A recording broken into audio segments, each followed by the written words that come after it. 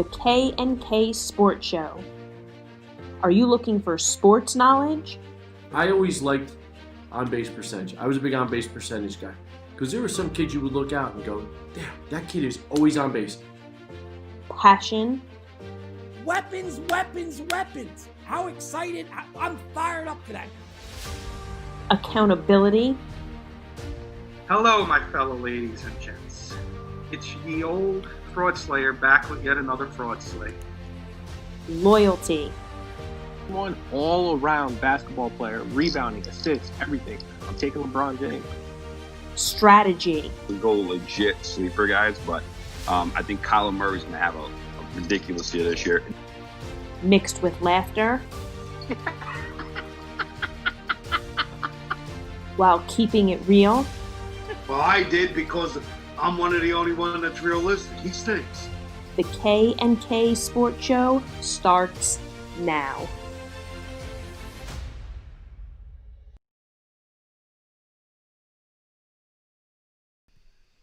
And we are live.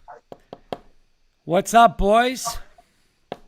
How are you? Mr. What's up with you? Not a lot. I can tell you this. Not a lot in Denver. I can tell you that, Mr.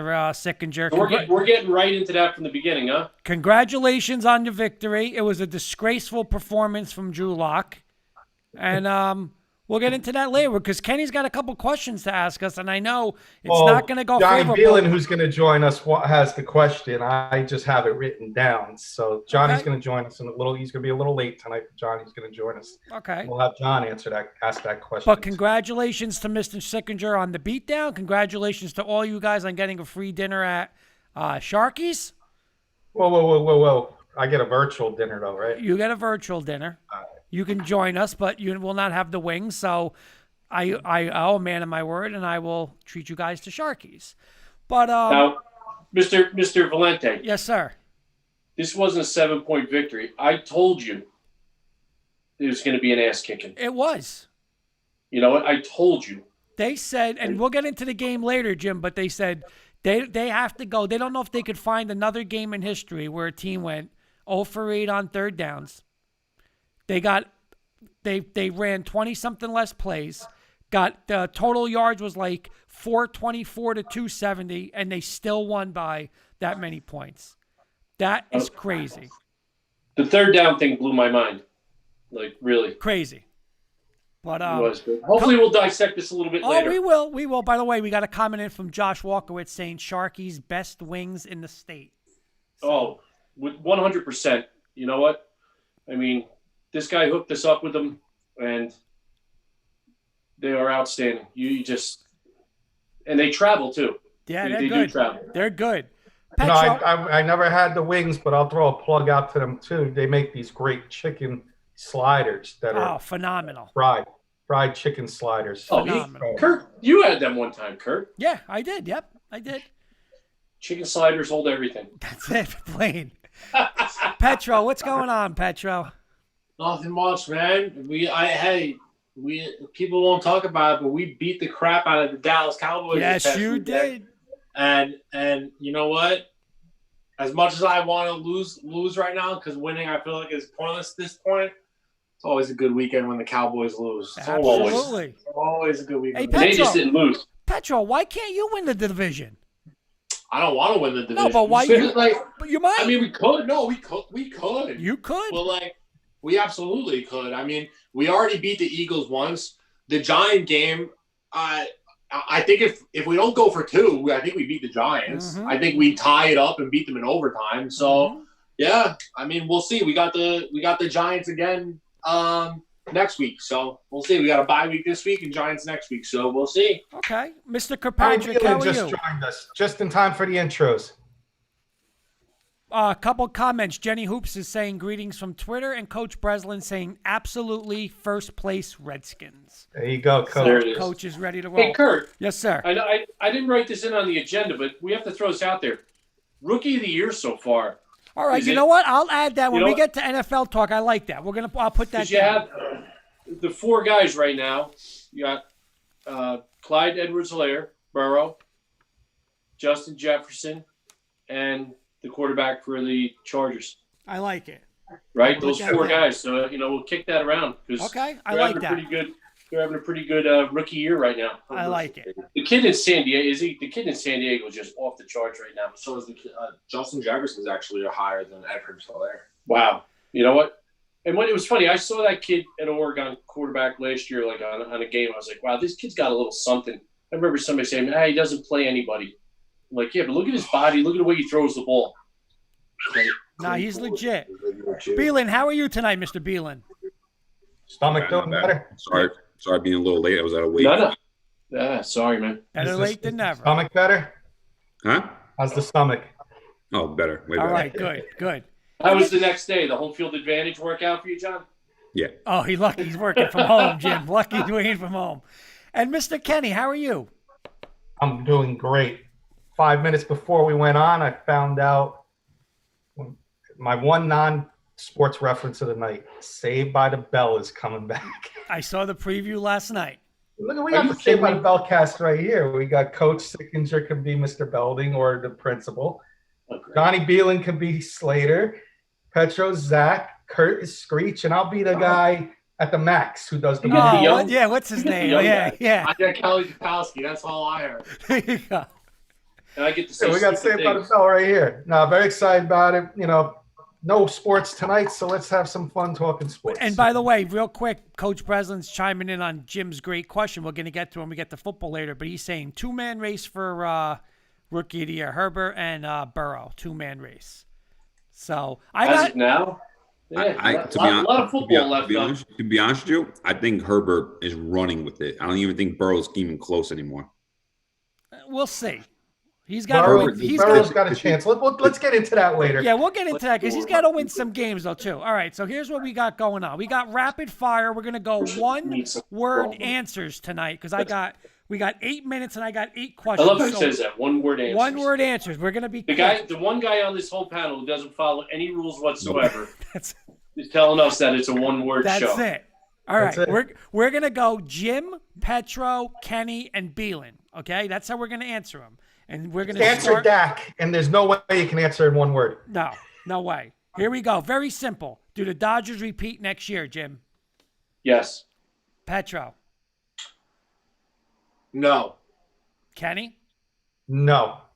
Beelan? Nope.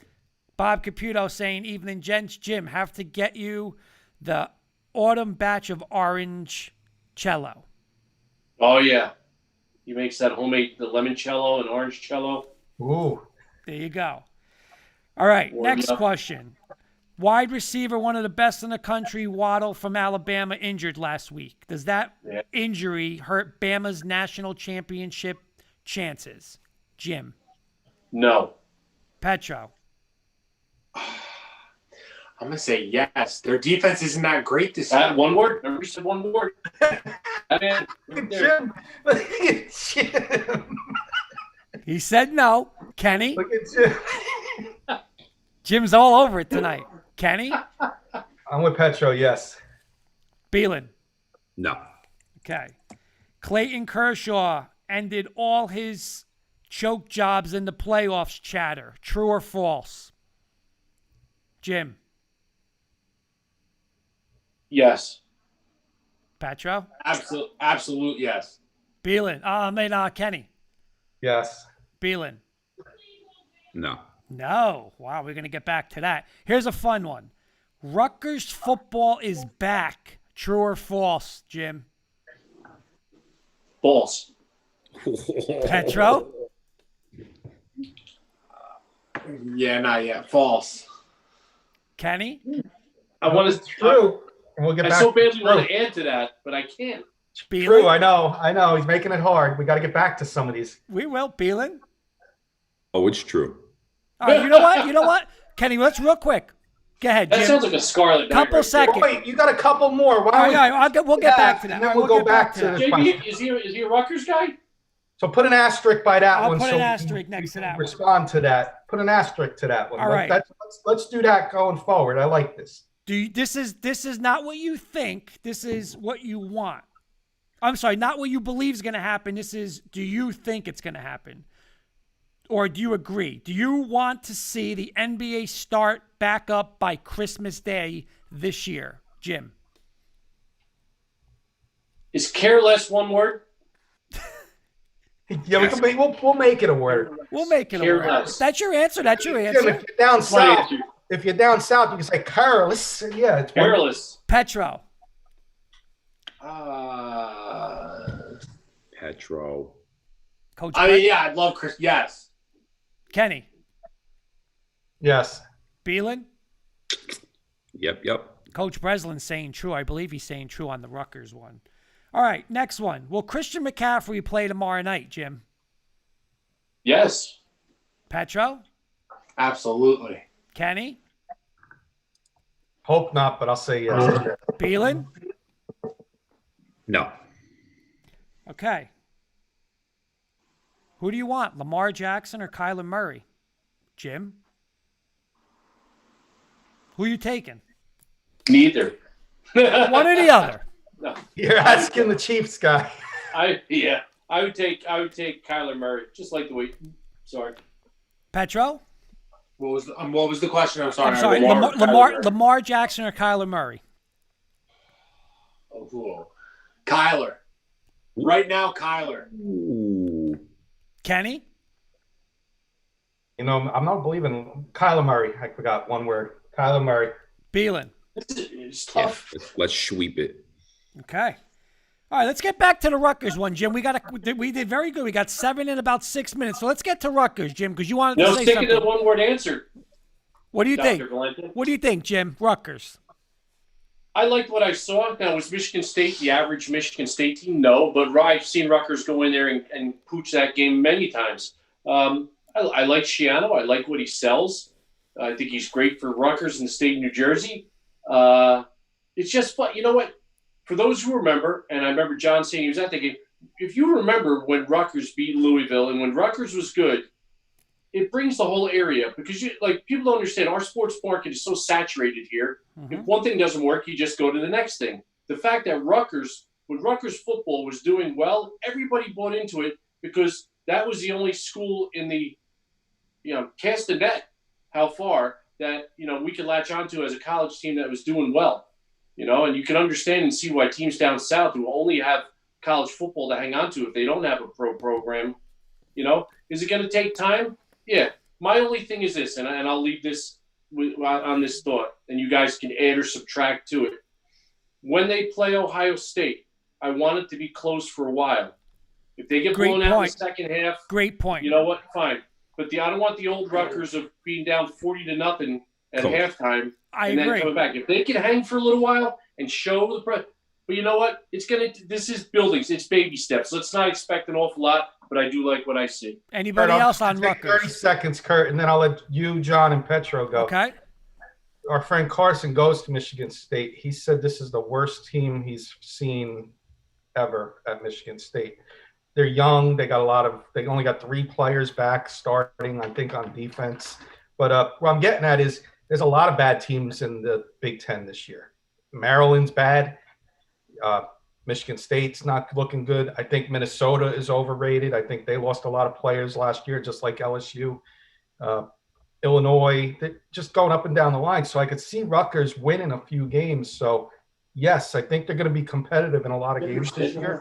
And that's why I say they are back. Because I think they're going to win 4 or 5 games this year or be in every – Hey, Kenny. Exception of Ohio State and Penn State, Wisconsin. How about this, just real fast? Petro's got their schedule here. Okay. How about he just calls out the games just to give us I'm down. an idea? You down, Kurt? Yep. So we got next week, we got number 17 in the country, Indiana versus Rutgers at home. We're going to see how good Indiana is. Yeah. Okay. I'm going to tell you this. We're gonna get into a couple picks. That might be on my pick list later. So I'll say this. Hey, I got breaking news real quick. Indiana, I'm giving it to Indiana. It's at home at Rutgers. He's not losing. I got breaking news. I'm a big Indiana person. Maryland is going to be passing sports betting. So I will be able to put in any New Jersey sports teams bets for you guys. Well, I could, but low-key. Joe Breslin. You want to read it? Yeah, Coach Breslin saying just being able to win a Big Ten game after getting destroyed is such a big momentum shift. They are still ways away, but any momentum is a good thing for recruiting. And I was going to say this, Petro, too, is I watched that game. They just looked different. Like they just looked like they got that more confidence. Shiano's back. We're going to play. They played confident, Beelan. I know we were talking during the week. Like they went out there. I mean, Michigan State's still Michigan State to Rutgers, and they just, they beat them up and down that field. So that's why I mean, I think. 3 out of the next 4 games are all against ranked teams. So you're going to we'll see how back Rutgers is in the next 4 weeks because, after Indiana, you got Ohio State in the horseshoe. And, I mean, that could go either – man, I can see that being like a 63-7 kind of game or – because, I mean – then they come back against Illinois. And then you got Illinois at Rutgers the next game. They should win that game. And then you got Michigan coming to Rutgers. Now, Coach Breslin, Petro he's saying his hope is 4-4. And now listen because I heard Bear say this last week. What do you think the over/under was on Rutgers for this year? 3 games. 1.5. 2. 1.5. I was going to say 2. Really? Probably 2. Yeah. So if Coach Breslin's saying 4-4, I mean, you got to be ecstatic if you Rutgers. Yeah, I mean, I guess you're thinking you beat Michigan State, you should beat Illinois, you should beat Purdue, and you beat Maryland. So He's going to beat Maryland. Maryland is bad. So I would think you have them losing to all the ranked teams. But I agree with Jim, Kenny. Petra, I agree with Jim too. And listen, I'm not going to go in there like you guys are saying and expect them to beat Ohio State. But, that thing can't be 72-0 either. There's got to be somewhat of fight. I'm going to stand up, like you're saying, Jim. Even if it's the first quarter and that thing's close and then it gets away. But there's got to be a little of, we're not just going to get smoked versus them. Did they play Penn State, Petro? Yeah, they played Penn State. They played Penn State the second to last game of the season at home. So they got Michigan. They got 3 of the 4 ranked teams are at home. Right. See, that's what I'm saying. In those games, Jim, like you're saying, that can't be 160-7 out of those 3 scores. If it's and competitive, know that, not for nothing, they could be going into if they could beat Indiana, and then you got the Ohio State game, then you got Illinois. You could be going into that Michigan game 3-1, and. The only thing that sucks is it sucks that you can't cram that stadium filled with a bunch of drunk New Jersey kids because it would be wild if they're 3-1 and Michigan was coming to town. It just said on NJ.com today they're allowing no tailgating at Rutgers, nothing they're shutting that, and they're going to have to. We all see what's going on now with the numbers and stuff like that going up, skyrocketing. Any chance they would have had at this is shut down. Yep. So take the fans out of the game, take the tailgate. Any of that stuff out of the game. You're just playing the game on the field. There's fans in Ohio State, though. Now, Jim, real quick before we get to Kenny's next segment, but Coach Breslin, agree or disagree with this, Jim? Because you brought this up at Rutgers. Because I totally agree with this. He's saying, and I'm assuming he's meaning the big games like the Ohio State. Yes, run the ball and try to keep the score down as much as possible. Don't start chucking it up to think you are going to win. Make it respectable, and that's going to go. I agree 100% with Coach Breslin. Me too. The one thing Shiano knows how to do is coach and control the game. So I think he knows that he can't get into a shootout with Ohio State. You're asking yourself to just get your ass kicked because you can't. The guy hasn't even had a full year really to recruit, so it's not like he's standing there strapped with a bunch of New Jersey kids that are staying home. That's going to take a little bit of time. So you just got to keep it close. Listen, if it's like a 24-7 at half, you're golden. I think you go into that locker room feeling pretty damn good about yourself. If it's like a game like that where, we're not on this level yet, but at least it's not 41-0, which it was last year when they played Ohio. You know what I mean? So, yeah. And here's the thing, and John, I know you were just going to say something. The fact that we're talking about Rutgers football in the first 10 minutes of our show shows the relevance of it and the excitement that everybody wants it to be good. You know what? We want to have good college football around here.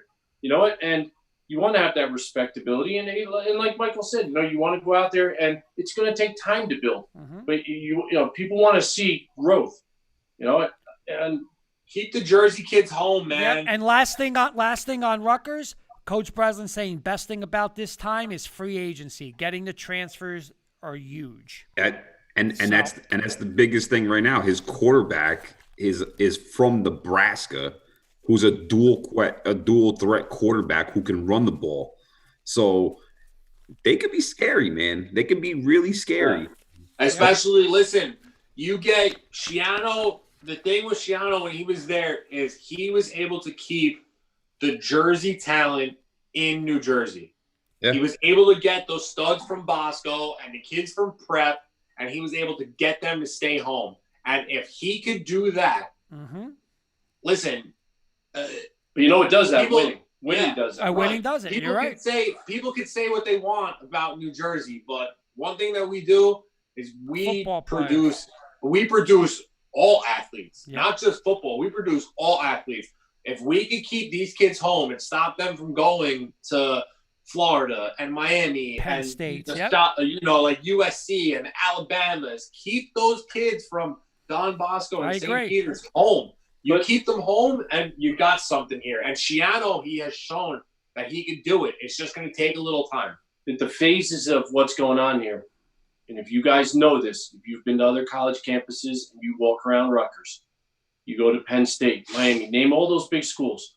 Those college campuses are phenomenal. They're great places to be at. We've all been down to Rutgers. They made improvements, but still, everything's so spread out. That's dumb. You know what? It's just not. You could go to any college campus, if you're a big-time kid, and just get a great feel for it. So, he has to sell them on the program. He really does. So, No, that was good. Like you said, we're talking Rutgers in the first 10 minutes. We've never done that. I think that's a win. That's a win. Hey, we all want to see him do well. Absolutely. All right, Mr. Kirkpatrick, what do you got going? You got a little baseball? What are you going to start with? Yeah, let's do some news and headlines. Obviously, the number one headline was the Dodgers winning the World Series. Just want a little recap, guys. What were your thoughts on the World Series as a whole? Is there anything you would have changed? Do you agree with how things went? I'll start with Jim and Petro as a whole. You guys can take it, and then we'll go John and Kurt. Okay, so the first thing I want to talk about is Game 4, because we left off when it was, I think, Game 3 or whatever it was, 2 or 3. Game 4 was a game that it literally should have ripped the hearts out of the Dodgers. And I thought it did. I thought losing a game that way, I was like, oh my God, of all the things to happen, a way to lose, this is how they're going to do it. Kershaw's going to go on that mound now with a 2-2 lead, and you thought it was going to be Kershaw old in the postseason, and he was going to lay an egg. And Kershaw proved to be a stopper, and he did his job. The Dodgers won Game 5, and then the move that is going to be talked about, there's no justifying it. I don't know how you take Blake Snell out of that game last night. We were joking around in the group chat. If I was Blake Snell, I would have told him, thanks for coming out to visit me. You can turn your ass around, because you are going to have to pull this ball out of my kung fu grip or dead hands, because there is no chance I am giving you this ball. Listen, that was the best Blake Snell has looked since he won a Cy Young last night. Mm-hmm. It was pure dominance. The next 3 guys coming up to bat were 0 for 6 with 6 strikeouts. Yes. And listen, it's not like that single that he gave up. It was a soft hit single. It wasn't like it was hit square on the nose. I couldn't believe it. The best shot of the night was when they took Snell out, and the camera briefly flashed to Mookie Betts, and Mookie Betts was laughing because you knew it. You just felt it. As soon as they took Snell off, you were like, Dodgers are winning this game. They're winning this game. I went out. I took my dog out. I walked up the stairs. I go, God, I hope it's 2-1 Dodgers. Yep. 2-1 Dodgers. As soon as I came back, I couldn't. There's no defending that. Ivy Leaguers don't belong in baseball. Period. Jim, you got anything to add? What do you got, Mr. Beelan? Mr. Petro? Mr. Sickinger. Sorry, something was printing out behind me here. We got all sorts of. My daughter's studying for a test, and she's shooting anatomy things out of here. Yeah, like the whole Snell thing. You know what? I mean, for anybody out there, you know, I've been on both ends of that. Being a pitcher in high school and college, never wanting to come out of the game, and being a head coach and having to go out to the mound and take a kid out of the game. You know, I mean, but you know, you confer with so many things. You know what I mean? You're looking at who's coming up, who's the next guy, how did they do against them, those things like that. I hope it's done on gut instead of just numbers. You know, we were talking about before, like they're so tied into third time around, we got to pull these guys. Man, like, you know, Snell was out there M&Fing him into his glee. You could see him before he won his goal. Like, what the? I mean, you know what? I don't blame the guy. If you're a pitcher and you willingly want to come out of the game, then you're not a good pitcher. Yep. There's not a pitcher that should ever want to have a coach take a ball from them. You should be pissed off. But right, the difference between being mad, pissed off, you know what? I mean, Snell, his pitch game, I mean, the guy was pitching phenomenally last night. Yep. You know what? I don't know why they did that. You know what? You know, hopefully he'll come out. The only thing, if he was hurt, if they saw something he was hurt, fine, but we know that wasn't the reason. So, you know, somebody's got to pony up. You know, it's sometimes trying to be the smartest guy in the room all the time, I don't think works. You know what? And I always tell you, you go with your gut, you go with your gut feeling. And if you wanted to leave him in it and they would have lost and he would have caught shit for it, then so be it. You know what? Then at least you just say, listen, in my gut, I felt like my man was going to go, and I went with him because I'm his manager and I know my guy. Analytics can't go with heart. You know what? And the way that guy was dealing last night, that's your horse out there. Let him go. Yep. You know, but the one thing Gordy, I real quick, Petro, Gordy saying classic case of trusting analytics instead of your eyes. Bob Caputo saying no more managing with your gut, and Bobby Blackjack saying good evening from the #1 team in the K&K League. So we'll see this week, Bobby. Keep talking. The only thing I want to add on that, is if you go off of analytics, and I get it. Okay, third time through the lineup, Petro. Everybody's numbers are going to be better. It's common sense. Your pitcher is more tired then. It's common sense, but they took out Snell, who was a lefty. Mookie Betts hits .218 versus lefties.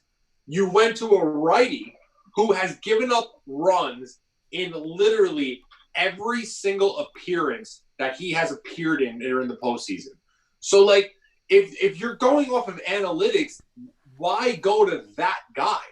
Like, why wouldn't you have gone to a guy who at least was pitching better during the post? The whole thing just didn't make any sense to me. I'm sorry.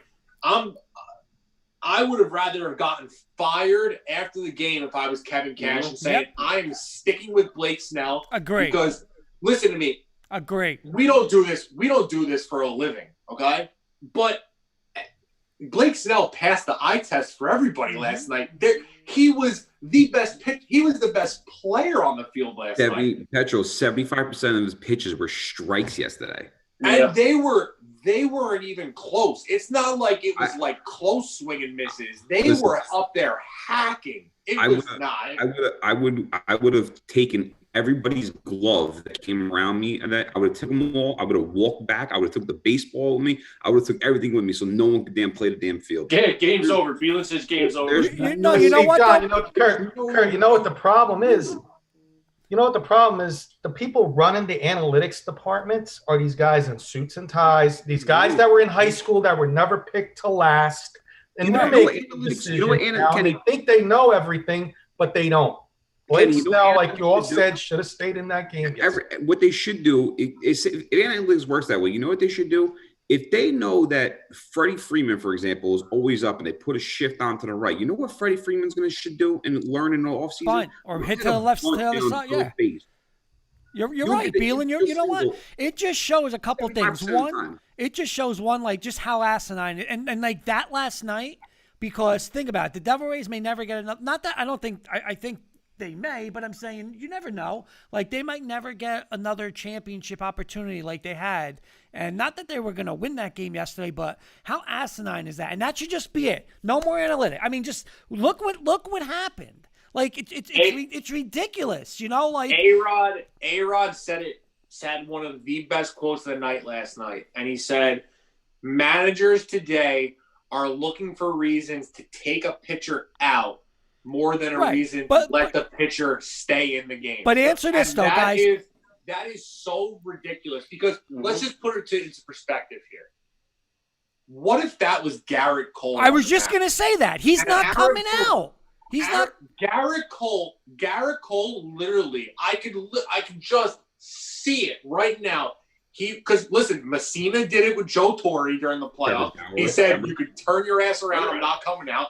Paxton did it last year against Houston, and it worked out. So you got to just trust your guy. But guys, I don't even want to get to that part. I want to get to this, though. See, this is where, in me and Kenny, again, we had a 2-hour when he was here conversation about this. There's analytics to me, it doesn't even exist. It's BS because they wouldn't even look at it at Cole. They're not going to look and say, Cole, third time around. He's going to stay in. Why? Right. Why is he going to stay in? Why? I think it's because the Tampa Bay Rays, though, that's their MO. That is their thing for the whole season. No matter who it is starting, they do not let their starting pitchers go 3 times through a lineup. It does not happen. It's just that's Kevin Cash's, that's their thing. And I get it, but listen to me. So far, the analytic guys, you made that the analytic guys had that bozo move with Game 2 with the Yankees. But Petro, I got to interrupt you because Coach Brason's making this question, and I heard this today. Everybody's on Cash. But his question, how much control does the manager have? Some have ability more than others. Do you think someone was telling him to take out? They said those guys control. You think it was Cash's decision, Beelan? 100%. 100%. Absolutely, because even when Aaron Boone, when they said Aaron Boone wanted to do that, Aaron Boone could have gone ahead and said, you know what, we're going to stick with Garcia here. Listen, what are they going to say? The rebuttal that Kevin Cash can say is, did you not see how good Blake Snell was throwing? Because everybody in America did. You know what I mean? So let's put it in perspective here. If Mookie Betts hits a 2-run home run off of Snell in that situation, it's, you know what everyone will say? That was the only bad pitch he made all night. And like, okay, so first of all, the Dodgers, and they got shut out 0 times this year. They were not going to get shut out yesterday. But you're right. Jim or one of you guys said the biggest key word, the eye test. You could just see that guy's in a rhythm, man. Keep him in. Like, it just. He was cruising. He struck out the side in 2 innings. But he was cruising. But Kenny, I got one point. I want to hear everybody. Kenny, you can start with this one. But I'm going to say this because the 2 best teams I believe in baseball, and we said this, Beelan, not because you're on the show, the world champs was coming out of that Game 7, Dodgers-Braves. And what did they do? What did they do? And we talked about the Yankees, talked about the other teams. They let the young guys pitch. The Dodgers didn't go in these Game 6s and get, these has-been guys and throw them in right to the rookies, right to let the rookies go. Let them go, man. Let those guys go. And that's why when we talk about the Yankees, there should be no listen, if you're going to get Bauer, he's it. That's it. The young guys go. No has-been. I don't want Michael Wacha. We're not talking Yankees. We're not talking Trevor Bauer. But it's not happening. It's true, though. You know what, Kurt? Look at the young guys. They let the young guys pitch. If it turned out the other way, we wouldn't be having this discussion. That's how they managed, like Petro said. They didn't go through a lineup 3 times. It's always been there. It's always been their MO. That's just what they do. All joking aside, we talked about it when the Yankees were playing. That bullpen was lights out. So, but my point though is when the Dodgers, that's their formula, you're sticking to your formula. But who did the Dodgers close with last night in a key spot? Who did they close? You're right. They didn't, and I was a little surprised about that because that was let the young guys go. I mean, man. but not for nothing. He did the right move because you saw that his stuff was absolutely filthy last night. So why go and jeopardize going to Jansen, who, not for nothing, he always seems to get in trouble anytime that guy gets on the mound. So listen to me. He did the opposite of what Kevin Cash would have done because after 5 batters, Kevin Cash would have said, you're not going back out there again as a bullpen pitcher. Petro, you remember, you know why he came in, and this brings up back to what you said before, game 4. If you remember who started game 4, he started game 4, and that dude had like 10 Ks in 4 innings. Yeah. So, That kid is filthy. They've tried using him as a starter because he was originally a bullpen guy. Then they tried using him as a starter. He's not a starter, and they finally found what he could do. He is a 2 to 3 inning, long inning guy. He is the upgraded version of a Chad Green, because Chad Green does have nasty stuff, but that kid, he's younger and his arm is just electric. And when he's throwing like that, why take him out? It was the right call. All I know is this: L.A. Dodgers we talk about payroll all the time. Number 1 in payroll, just like the L.A. Lakers. Hats off to them. They didn't choke. They did their job. They're champs, and that's it. You know, I'm so happy. I'm so happy for Kershaw. That's a guy that needed to have a World Series. He is too good to not have a World Series. I don't know if you guys agree, but in the last 10 years, in my opinion, he's the best pitcher I've ever. He's one of the best pitchers I've ever seen. But in the last 10 years, it is Clayton Kershaw, and then it's everybody else. He needed that. He needed that World Series, or he would have been the Dan Marino of baseball. Mm-hmm. Good Absolutely. point. Good comparison. I'm so happy for him, comparison. man. You know what I mean? And they're not done yet. I mean, I know Kershaw's a free agent. Done. Kershaw's a free agent, but he won't go anywhere else. He'll be back in LA. Yep. You got Mookie locked in, Bellinger on rookie deal. It's gonna be Hey, Kurt, you talk about it all the time too. I mean, we had 2 teams both at the different end of the spectrum when it comes to payroll, right? I mean, infinitely, different ends. Walker Buehler is the best young pitcher in baseball, and I'm happy to see once again that the changeup is being highlighted as a baseball coach and a pitching guy. Seeing the changeup highlighted by so many pitchers during this series is outstanding. And the fact that, this slow-mo and they're showing the proper way for it to come off your fingers. I mean, the thing that kills me is they say a good changeup should be 8 to 10 miles an hour slower than your fastball. These guys are throwing 88, 90 mile an hour power changeups. That's crazy. That's, so for some guys, that's not even their fastball. Hey, one last thing. I know you said this, Petro, but you really think that he was the best pitcher in the past 10 years? Better than Scherzer, better than Verlander? Yeah, because think about it this way: if I know you can't take away the postseason. There hasn't been a more dominant pitcher in the regular season than Clayton Kershaw. That dude, he needed this. I think he needed absolutely, this. He absolutely needed this, and I'm so happy for him. You could tell. Oh man, it was like when he was coming out of the dugout. The bullpen last night, he was pointing out to the sky. It was like such a weight was lifted off his shoulders. He wanted this so bad. And I mean, listen, the Rays are set. You know what I mean? I mean, personally, if I'm Blake Snell, I'm going in there and I'm gonna be like, listen to me, I want out of here. I'm just a different person. I would be livid if I'm Blake Snell. I would want no part of that. You know what I mean? But listen, that kid Arozarena is damn good. You know what I mean? They just need a little more help on the bat side. I think the pitching side they're fine on. They got to get one more they need a big bopper in that lineup. That's really the one thing that they are missing. They don't have that guy that can change the game with one swing of the bat. I know Arozarena was that guy, but they really need that one guy. And the thing that sucks is no one's going to go there. Yep. I know Breslin's got a couple comments, but I got one last thing I want to say. It's funny how we're talking about Blake Snell and how we didn't want him to come out how he shouldn't have come out of a game when at the beginning of the year he didn't even want to play. Right. If we all remember that. Come to the Yankees. Come to the Yankees, Blake. You'll look good in last comment, Coach Breslin saying, I agree with Kenny. This is when we were saying about changing. He says if that is what got them there, they should stick with that. They should stick with that. It is hard to change. If you change in a big situation, the locker room may question that. Why are you changing what I've done to get us there? I'll say one name that might pop up next year for them: Nelson Cruz.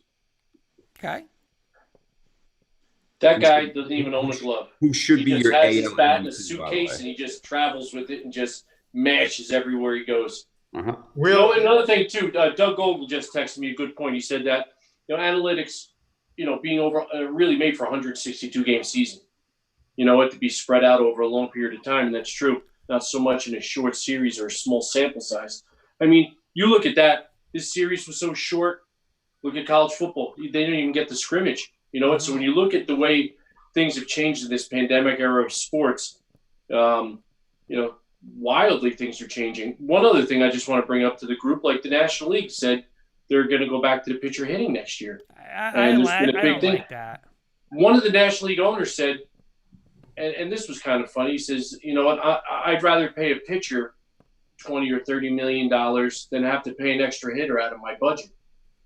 And I was just like, makes sense, wow, though. but you know what? But man, I want no part of Garrett Cole. You know what? Let's go right here. Johnny, you're a National League guy. What do you think? What did you think coming in, and did it change your mind, yes or no? Blake.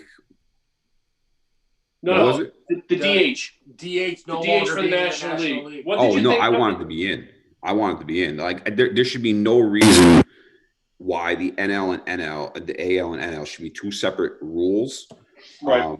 Because when it's not even though they have interleague, I get it. But when it comes to the end of the year, and it's like World Series and stuff, those pitchers, some of those pitchers don't even bat, and or there's some pitchers that don't even play interleague play games because they don't want to bat.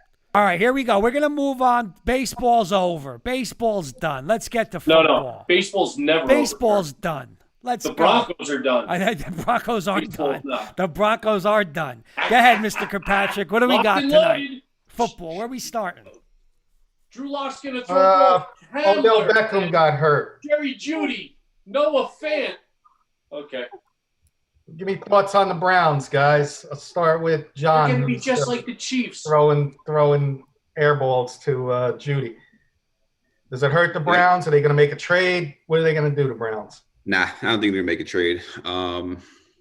Sucks. A terrible injury, non-contact as usual. You've seen a lot more about these.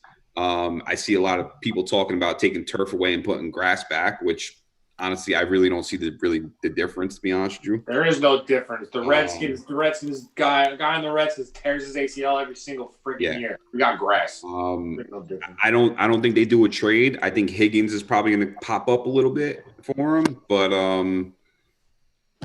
don't know. I don't think he's there next year though. OBJ though. I agree with Beelan on that point. There's just too much money, injury. But they're saying by the time he might be back November 2021, he won't be regularly back until 2022. I don't know if he's going to be like that, because you got to remember, you got to think about ACL injuries that people have had just recently. They come back in like 6 to 9 months. But so it's not a year surgery anymore. It's like remember Adrian Peterson? He was back in like 5 months.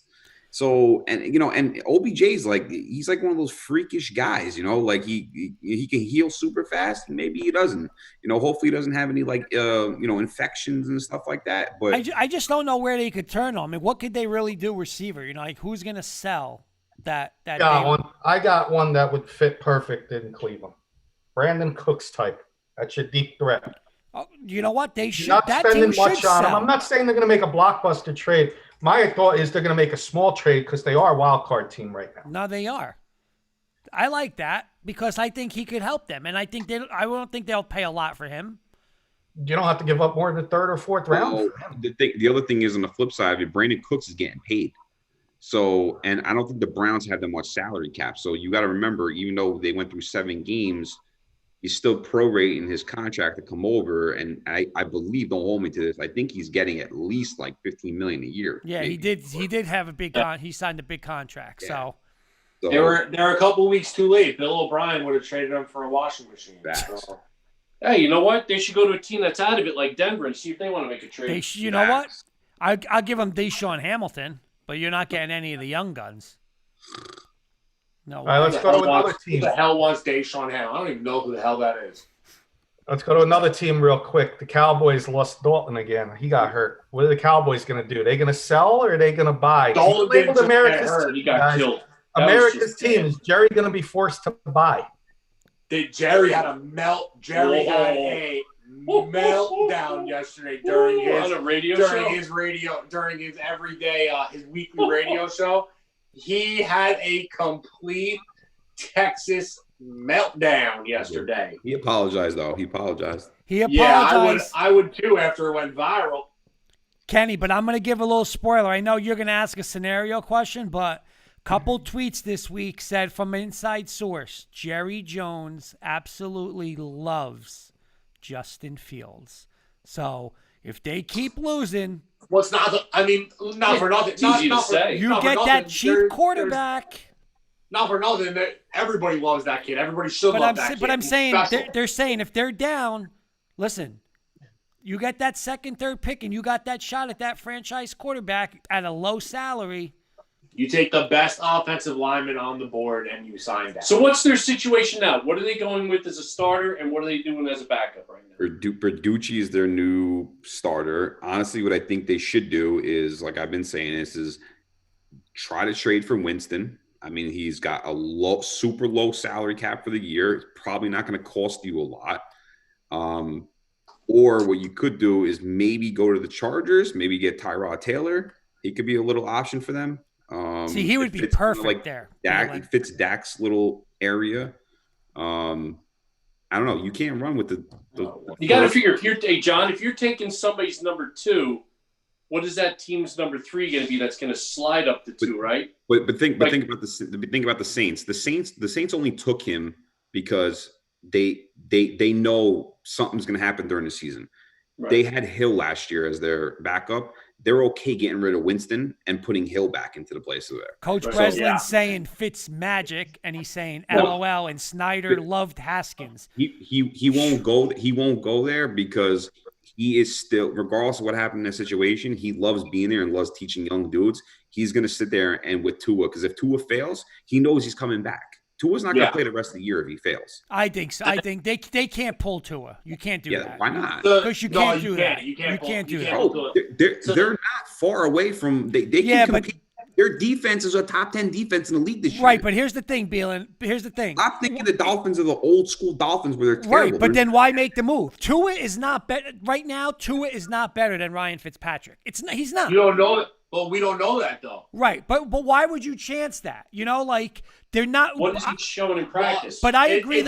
Once he's in, you can. I don't care how bad he is. It's his team from now. No, this is it. You're never. That's his team. Fitzpatrick's never going to touch the field again unless he gets hurt. Right, I agree. I totally agree.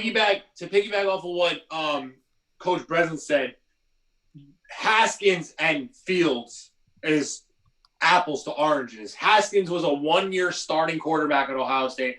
Fields is the real deal. You know what I mean? That kid, he passes the eye test. Haskins is unfortunately a dying breed in the NFL. He is a mobile, non-factor, like he can't move outside the pocket. He's got one of the best arms. I'll tell you what, he's got one of the best arms in the NFL. The kid can swing it. But he can't throw from the pocket either. His footwork is terrible. And you got to adapt or die. You got to be able to move now listen, the only reason why Daniel Jones is even succeeding in the Giants is because the kid can take off and at least he can run. Mm-hmm. Haskins isn't even capable of that. So I love for the rest is to be at a point, and if we got a shot to take Fields, it's a no-brainer for me. He fits everything that Ron Rivera wants to do, and I would love him. Hey, Kurt, go back to your Cowboys. You know, we said, and once again, we talk about players, how they're going to fit in the draft and stuff like that. You know what? I'm one of my teams. I drafted CeeDee Lamb. One thing about wide receivers, they're only as good as the people throwing them the ball. Mm-hmm. You know what? And I almost have to release the guy because he's not getting any points because no one's throwing him the ball. You know what's weird though? Because somebody was saying this, and I remember them always saying this. They're saying in the NFL, and you wouldn't think it, that wide receiver is the hardest position to like adjust. And you know what? It's really, I mean, Randy Moss had that one year where he was nuts, but when you really look at rookies that really go off, like I'm saying like first round picks, and that's why they don't like taking them first round picks, because they really say your second year is when you really start to develop and become the player you are. They say it's just hard. It's different adjustments, it's different routes, and it's all stuff like that. They're saying it's very hard. What else? You're relying on somebody to throw you the ball. You know what? You watch some of these running back, like watching the Chiefs games, watching Clydro run. Like once he gets through a hole, it's natural ability. He's not thinking stuff like that. You know, being a wide receiver, you could run a great route and not have the ball thrown to you. See, the same thing like when we look at Ruggs and Judy and CeeDee Lamb, and listen, they're all going to be great players, no doubt about it. But here's the thing. Only as good as a quarterback, right? But how many times too in college did they catch a 5-yard pass and they ran 90 because they're just flat out better than everybody? So, you know, they're really not, you know, these receivers, again, Randy Moss was different. These other guys are not, you know. Hey, Kurt, we talk about this all the time. You know, people are saying, oh, the Jets, Trevor Lawrence. You could put Trevor Lawrence, you could put Dan Marino, you could put Johnny Unitas behind this Jets team. They're not going to be good. Yeah. You know what? Do they have some building blocks? Yeah, I watched that Brian Baldinger thing where he breaks down film. Mekhi Becton is killing people. Yeah, he's throwing them all over the field like toys. They said Baldy said he's the only guy who looks like he's having fun out there because he's just throwing people. And think about it this way: Trevor Lawrence comes in next year. Who's protecting his blind side? Your number one draft pick. Come on. He's your number one pick. That's why. Second or third. That's why when people are like, "Oh, he's a terrible draft pick and everything," he wasn't. You want a guy that's protecting. Okay, but you do realize this, Petro. You do realize this, right? When Patrick Mahomes was a rookie, and what was that, 3 years ago? I think they had like the second to last worst offensive line in football. Terrible. Green Bay, terrible offensive line the past couple of years. Green Bay has always had a bad offensive line. The quarterback, listen, he decides, okay, get the ball out in 1.2 seconds. That's on the quarterback too. So, you know, that's on the quarterback. Great quarterbacks make bad lines look good. But look who you just said. The Green Bay Packers have at least Devontae Adams. The Chiefs at least have Travis Kelce and Tyreek Hill. The New York Jets have two players that could probably play on the North Arlington High School varsity team. It's a big difference. And then I'm not.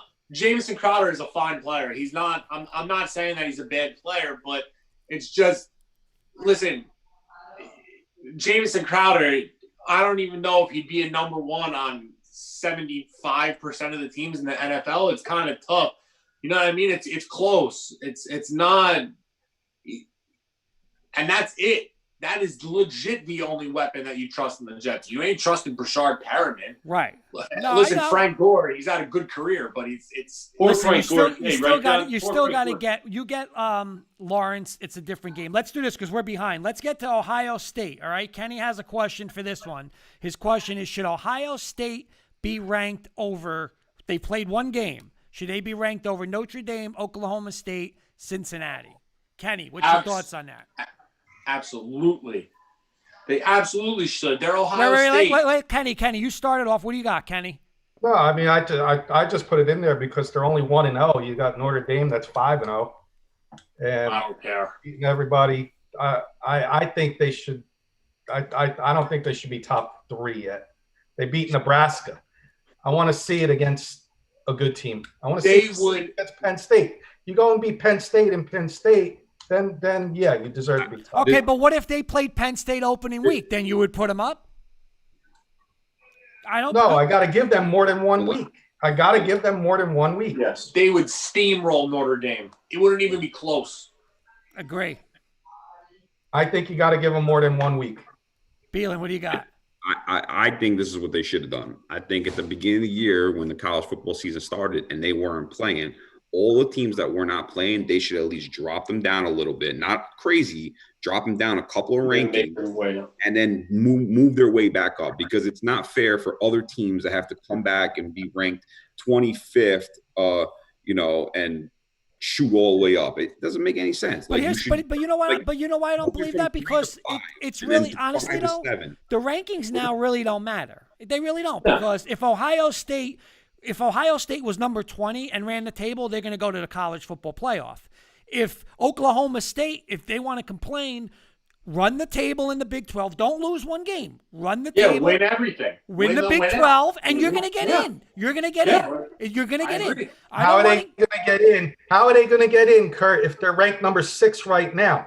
Yeah. And you got Notre Dame, who's undefeated. Right, but Notre Dame or Clemson, one of them's losing. They play each other. They're going to leapfrog a one-loss SEC team, is what you're saying. But who's that right now? Georgia or Alabama? Georgia is ranked 5. Well, you know what, Oklahoma Georgia? State's going to leapfrog Georgia. Well, here's my problem with Georgia. You know what? First off, beat Florida, and then beat Alabama in the SEC championship. Or you're out anyway. You're out anyway. Why? The Big Ten should have been stepped up their big balls over there and said, let's go play 4 weeks prior to that when everybody else did, except they didn't want to do it because they cared about this. And now all of a sudden now they stayed at the 3 spot when they didn't play. But here's the thing. Who would right now, again, if your life depended on it, I always go back to that. Who are the best? Ohio State is the third or fourth best team in the country. They are. They are. That's cool. But you didn't play for a whole month, and for the whole month there was 20 other teams better than you for that whole month.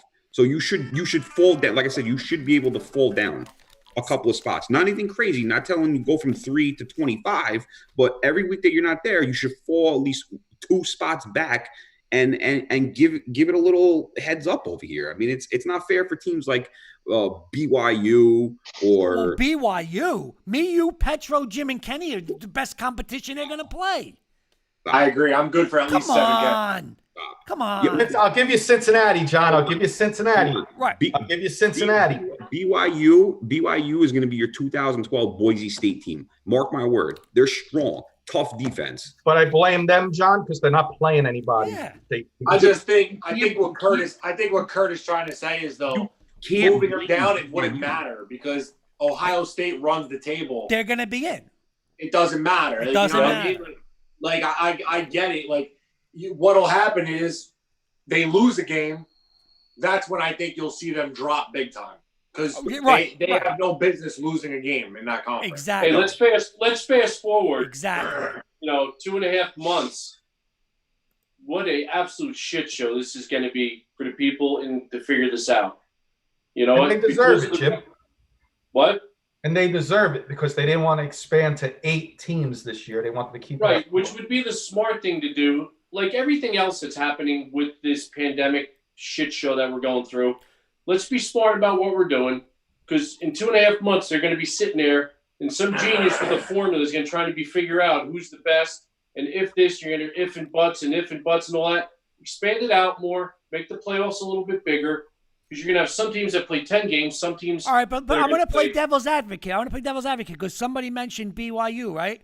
If there was 4 teams or 8 teams, BYU's still going to complain saying I should be in the 8, right? But in reality, they're not better than Clemson, not better than Alabama, not better than Ohio State, not better than Notre Dame, not better than Georgia, not better than probably A&M, not better than Wisconsin, not better than Florida. So why are they? They're not even. If it's 8 or 4. You're still going to have this problem. Right, but you can't fault people if they're in that conference. Let's just say this. You know what? If people run the table in their conference or, let's just say run the table, you can't – and I understand what you're saying, but they can only play the people that are in their conference. I bring up Boise State, for example, because in 2006, Boise State – terrible division, a terrible conference. What they do to Oklahoma in the Fiesta? Yeah, but you can't look at that game because that's like their Super Bowl. Oklahoma's disappointed that they're not playing for a national championship. That happens all the time. But this is why I don't think people they get aggravated when we talk about college football. But realistically, this year it's Clemson, the winner of the SEC, and if Ohio State goes undefeated, they're in. There's no other talk. Those 3 go in. I don't think anybody's arguing that. Right? So now you got one spot. That one spot's going to be if Georgia beats Alabama, Georgia's going to go because That's just how it's going to be. Notre Dame, if they don't go undefeated, if they beat Clemson, then they go. Okay, but who on this panel thinks they should up the game? Does anybody else think they should open it up to 8 teams? I think this year would have been such an awesome thing for college football. Just to try it. You not even 8. You have every team 16. You have more. I'm talking more than that. You have every team play 6 games. 6 games. You play your normal SEC schedule, Big Ten schedule, whatever. Then you take 1 through 32. You rank them, and you do a March Madness type bracket, and then you have it be bracket style, and you have the best 2 teams, 1 and 1 or whatever it is. You have them go and play against each other. But Jim, here's my question, Jim. Okay, the 8 teams would be who? Most deserving or best 8 teams? Because there's a difference. Well, who says they're best? Who says they're best? You? No. Well, but here's my point. Alabama, Alabama is the top 8 team in the country. They could lose 2 games. Okay. They're top 8 team in the country. So what's going to happen is it's going to go and say, if they lose to Auburn again, doesn't matter. They're still going to get in. Oh, if they lose the SEC, those games aren't going to matter. Like Ohio State with 1 loss, like Petro said, 1 loss, they should not be in the playoff. If they have 1 loss, they're going to get in the top 8 because who else is going to be? You can't put Miami above them. You can't put Michigan above them. I mean, who's going to go above them? Texas A&M? This is right. Here's my question. Okay. We have 4 undefeated teams in the top 4. Okay. You have an undefeated team at number 6 and an undefeated team at number 9. Cincinnati, Cincinnati, this wasn't in the agenda. Is Cincinnati get in the playoff if they're undefeated over a 1-loss SEC team or a 1-loss Notre Dame team? You're playing right in Kurt's hands right now. But why? You can't do that because that's the same thing about BYU. It's the conference they play in, right? No, BYU doesn't have a conference championship, so no. They're independent. That's why I agree with her. They shouldn't be in. Notre Dame doesn't either, and every year in that top thing. Notre Dame will this year, though. They will this year. This year, whatever. Well, this year. that matters. If they beat Clemson, they deserve to go. They're going to get their shot. All joking aside, it's what sells. Ohio State sells, Clemson sells, Alabama sells, Notre Dame sells. But Oklahoma State does not sell. Oklahoma State does not sell. They're rightfully so. They're the cream of the crop of college football every single year, year in, year out. So it's not like they hold the standard. So they, not for nothing, listen. When you watch college basketball and Duke is playing against a random team, Duke gets the calls that the other team doesn't get because it's Duke. Right. So it's just how it works. But they also are a better team than those teams. It's just not like it's right. just because. See, this is and Petro. Where do we always say Vegas never what? What do they always say? No, they're never wrong. Vegas is never wrong, right? So why last year? Okay, why last year? See, and this is what I think college football has to do because they play it. You watch every week. We got the rankings and we got this system and everybody's in the room with the computers and they're saying the best 4 teams are going to go. If it's the best 4 teams, why is Alabama out of the playoff last year? But they said if Alabama was playing Baylor, there would be a 16-point favorite. Then the best team's not going. Well, hold on. Can I ask one? Let me ask one last question. If Petro or John can look this up, what is Indiana's ranking? 17. If you guys don't know off the top of your head. I like how this guy 17. I like how you didn't ask me. What was Penn State last week? Oh, here's a perfect example. Here's a perfect example. Wisconsin. John, I just want to say real quick, why is Indiana not 8 when they beat Penn State?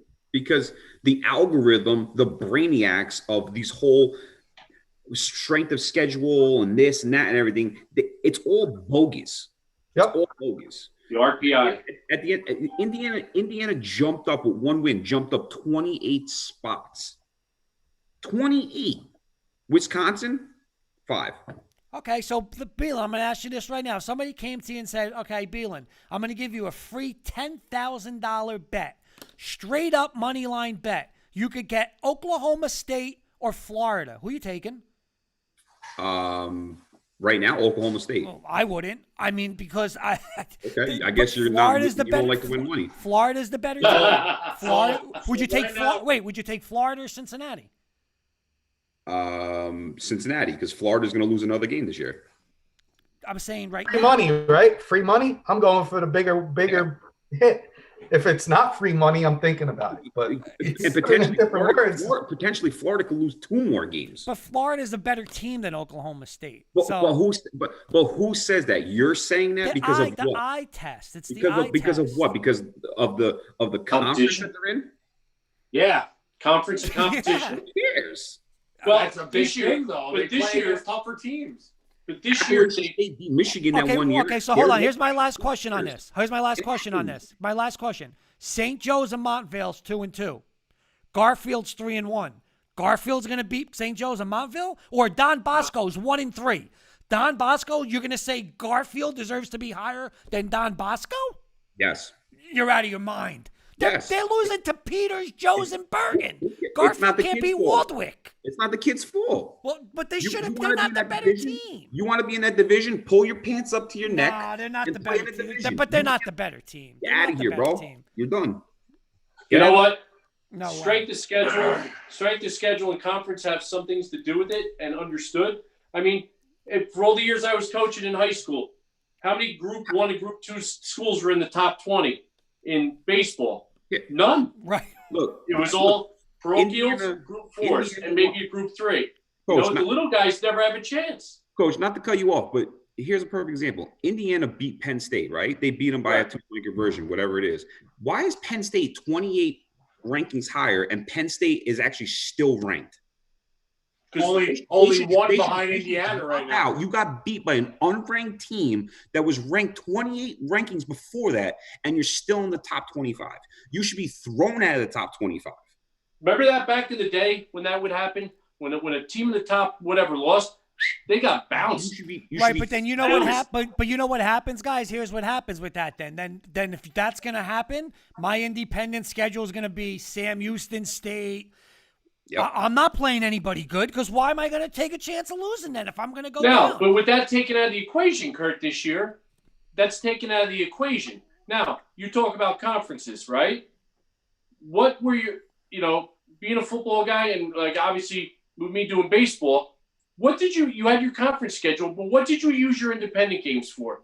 To go out and get, if you wanted to be good, you got better teams. If your team wasn't good, you went out and played a weaker schedule to get a couple more wins. Right, but here's the thing, though. In college football is the only sport that's a little different because you're right. In baseball, you do – because those games, not that they don't matter, but if you lose, it really doesn't. This college football, one loss can knock your season out. Where 100%. Where as a baseball coach, sometimes you go, I want to lose that game, see how they respond. It doesn't matter because what matters is later on in the year when I get to that postseason. Here you don't get to the postseason. So the college football is the only sport that's like that. Because the ranking system is bogus. Why don't they just follow somewhat what the NFL does? Just put with divisions, put something with else. The only thing they care about at the end of the year, who cares about rankings? You know what they really care about? The bowl games and the money that they're getting paid at the end of the day. Who cares if you're ranked 1, if you're ranked 45? You know what, at the end of the day, a Capital One is coming in and you're playing the Capital Bowl, Chick-fil-A, Puerto Rican Day Bowl. Right, like, but you guys saw last year. You guys saw last year, hands down, that last game of the season. People kept saying Alabama and Georgia can't go to the playoff, but they were going to pick the winner of Baylor versus Oklahoma. Oklahoma got to the playoff game and it was a joke. It's 56 points they gave up. Don't put those teams in the playoffs anymore. Stop it. They don't deserve. You think like you're saying like Cincinnati, they're a nice story. They're going to play Clemson? I mean, that game would be seriously 60-0. Right now, betting line. Just like Syracuse was going to get blown out. Yeah, like Syracuse is getting blown out by 45 points, right? Somebody was a little worried after the first quarter. Come on. Right now, betting lines has 3 SEC teams in the top 5 as favorites to win the national championship. I mean, and you're not going to put them in a playoff? Who's surprised? But if you're going to put them in a playoff, you know what? Like Kurt, when they go to reseed, they got to put the 1 and 2. If they're the two best teams, make them the 1 and 2 seed, so they eventually do end up playing each other. 1 and 2. Well, the 1 and 2 favorites are not SEC teams. It's Clemson and then Ohio State. Guys, while we're on college football, Kurt said that Cincinnati can't go and beat a Clemson. If I not recall, a few years back, a Boise State went and beat an Oklahoma. But again, okay. Don't say Oklahoma wasn't anything that year. Time out. No, time out, because this is proven. And you look every year bowl season, and they say it all the time. And I remember Nick Saban's Alabama playing against, I want to say it was Coach Six Boy Alex Smith was at Utah. And they smoked them in the Alabama just lost the Iron Bowl. They were undefeated. They didn't make the playoff, or they didn't make the national championship game. And Utah ran up and down the field. If they play that game on a regular game where they beat them by 4 touchdowns, I don't look at those bowl games, because anytime these little like UCF versus Auburn, that's wrong. But it's not, because those teams, 100% the motivation. Wrong. I'm sorry. Listen, I've coached high school football game. But wait, I've coached high school football game where we lost the state championship game on a Saturday. We had to come back on Thanksgiving and play Wallington, who we would beat 40-0, and they won by 3 touchdowns. They don't want to practice. They just lost the state championship. You're putting them in a meaningless game against a team for 2 weeks. It's their Super Bowl. Oklahoma was. But we're talking about a Sugar Bowl. We're talking about a major bowl. It matters. We're not talking about national championship, but we're talking a major bowl game, Kurt. Oklahoma was only a 7.5-point favorite in that game. It's not like they were like a 21-point. Here's a perfect example. In 3 weeks, Notre Dame plays. This is a good topic, Kenny. Right? Clemson plays Notre Dame, right? Right. If that game is close, if they both go into that game undefeated and it's close, they say Notre Dame beats Clemson 28-21 or whatever, okay? You know what's going to happen to Clemson? They're going to be ranked number 4. I don't think they'll go 4. I think they'll be right outside the top 4. No way. If Clemson loses? If Clemson loses to Notre Dame, if they're both undefeated, they're going to. They won't be in the top 4. I said 6 or 7. No. Clemson. I think 4, like John. Top 4 team. They'll keep. They are not going to. Because they are not going to have Clemson on the outside looking in. No way. Yes, they will, but they'll find a way to get them back. They'll find a way to get them. They won't. It won't. And that proves my point to where they care about what team goes into where bowl games go, because it's all about the money. They want Clemson in a Sugar Bowl. But wait a minute. Hold on. The rankings. Wait. Is Clemson the best team in the country right now, Beelan? Who they play? But wait, I'm asking you, are they the best team in the country right now? No, but I'm not. Who did they play?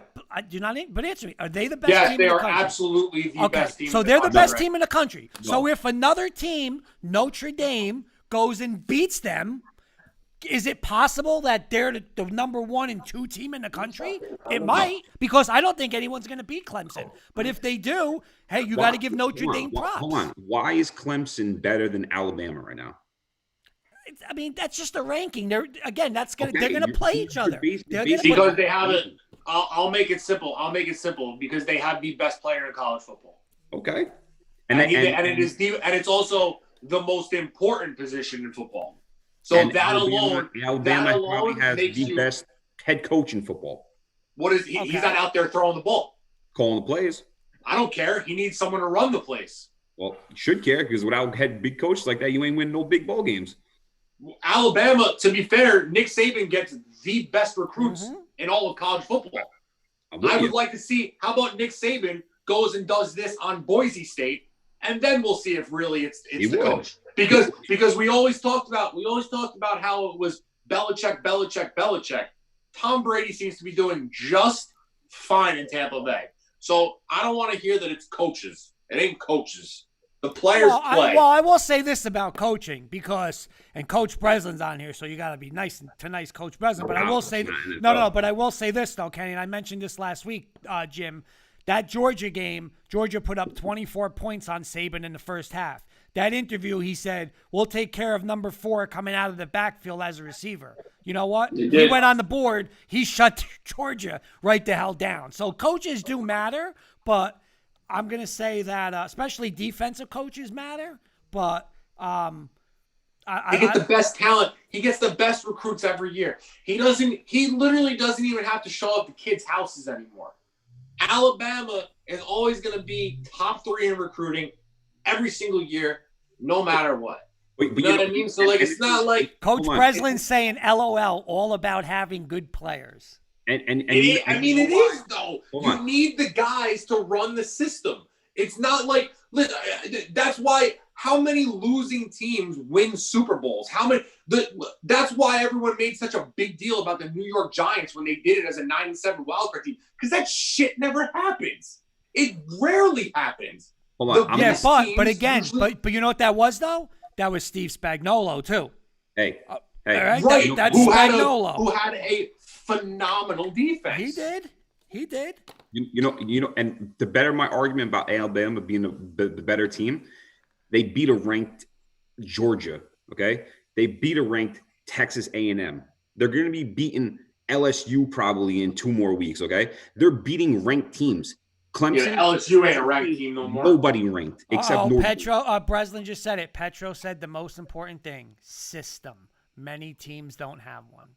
They don't. All right, so let's do this. Let's end this topic with this. Kenny, you're first. Who are you? Give me your top 4 in the country right now.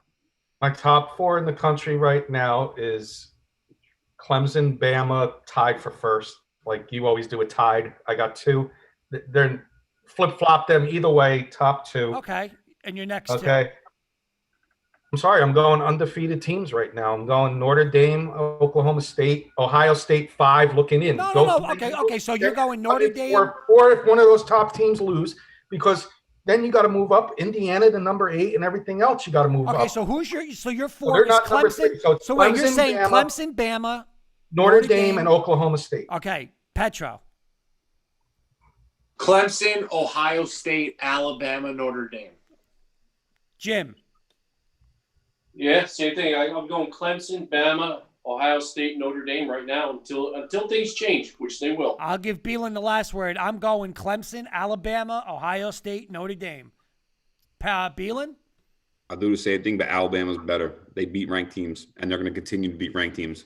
But wait. But who's your 3 and 4? You just said Ohio State shouldn't be there. Ohio State, Notre Dame after that. But just Alabama's number 1. We just argued for an hour. You guys said they shouldn't be there. No. Right now they should not be there. Okay, well, I'm asking you, who is your top 4 right now then? Top 4, I'm Alabama, Clemson, Ohio State, and I'm going to give Oklahoma State just because they're right there. We just argued that you don't want to put them in there. Now you're putting them in there. So you're like the AP. You're doing the same thing they're doing. Because there's no other teams in between there that are worth going to that 3 spot as of right now. That's what we just argued for the last 40 minutes. No, we did. That's what we did. No. You and Kenny said they shouldn't be there. They shouldn't be there, but there's nobody else that I can legitly put there right now. So they're there. All right, here. Alabama, Clemson. Here. Alabama, Clemson, Oklahoma State, Cincinnati. Okay, perfect.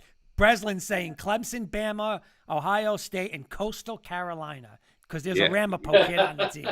Ramapo kid's on the team. Undefeated this year. There you go. All right, where are we going, Mr. Kirkpatrick? Well, we're in college football. I'm going to save my scenario for next week because we have if my special guest comes on next week, he's a big Cowboys guy, and this will have to do with Kurt Deuce. So we'll save that for next week. Let's just do a quick recap of last week's games on college, and we'll do a couple picks. All right, go ahead, Beelan. You start us off.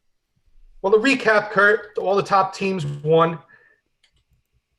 A sleeper game Kenny, was Cincinnati SMU, and Cincinnati romped. So, respect to them.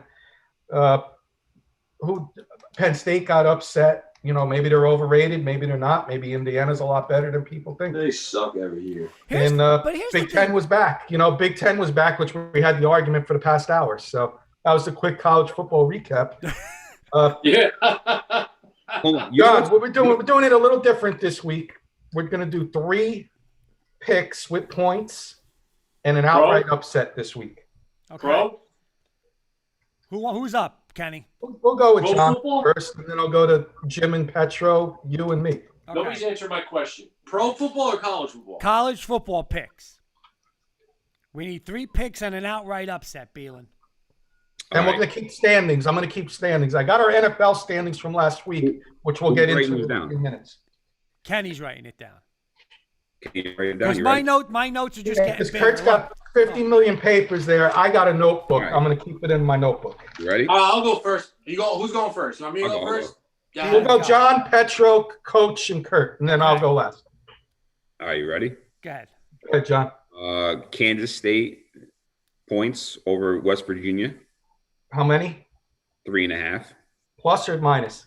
They're minus. No, they're plus 3.5. Okay. You can use them as your upset if you want. Not yet. Coastal Carolina -3 over Georgia State. Like, where do you go to so I can see games? Like, what do you want? You can just go to Okay, one more. ESPN.com and then go to 6 points over Memphis. go to Who are they scores. playing? SMU? Memphis. It'll show the line too. How many? 6. And your outright upset for the week is? Rutgers University over Indiana. I like it.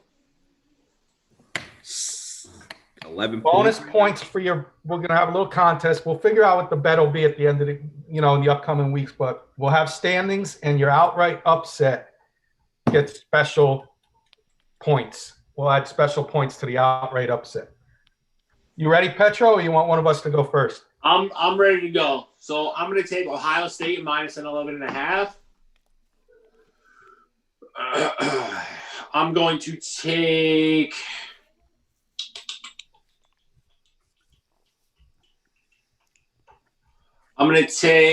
I'll take John. I like Kansas State plus 3.5 over West Virginia.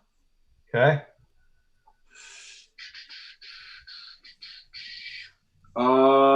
Trying to find like a better game. You know what?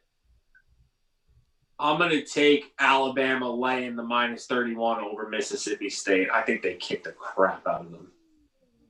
And my big upset is Texas over Oklahoma State.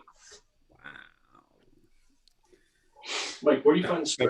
Petro. All right, Kurt, you're up. Or 14 Jim's looking. I'll go while Jim's looking. You ready? Go ahead. I'm going to go North Carolina -7.5 at Hoops' UVA.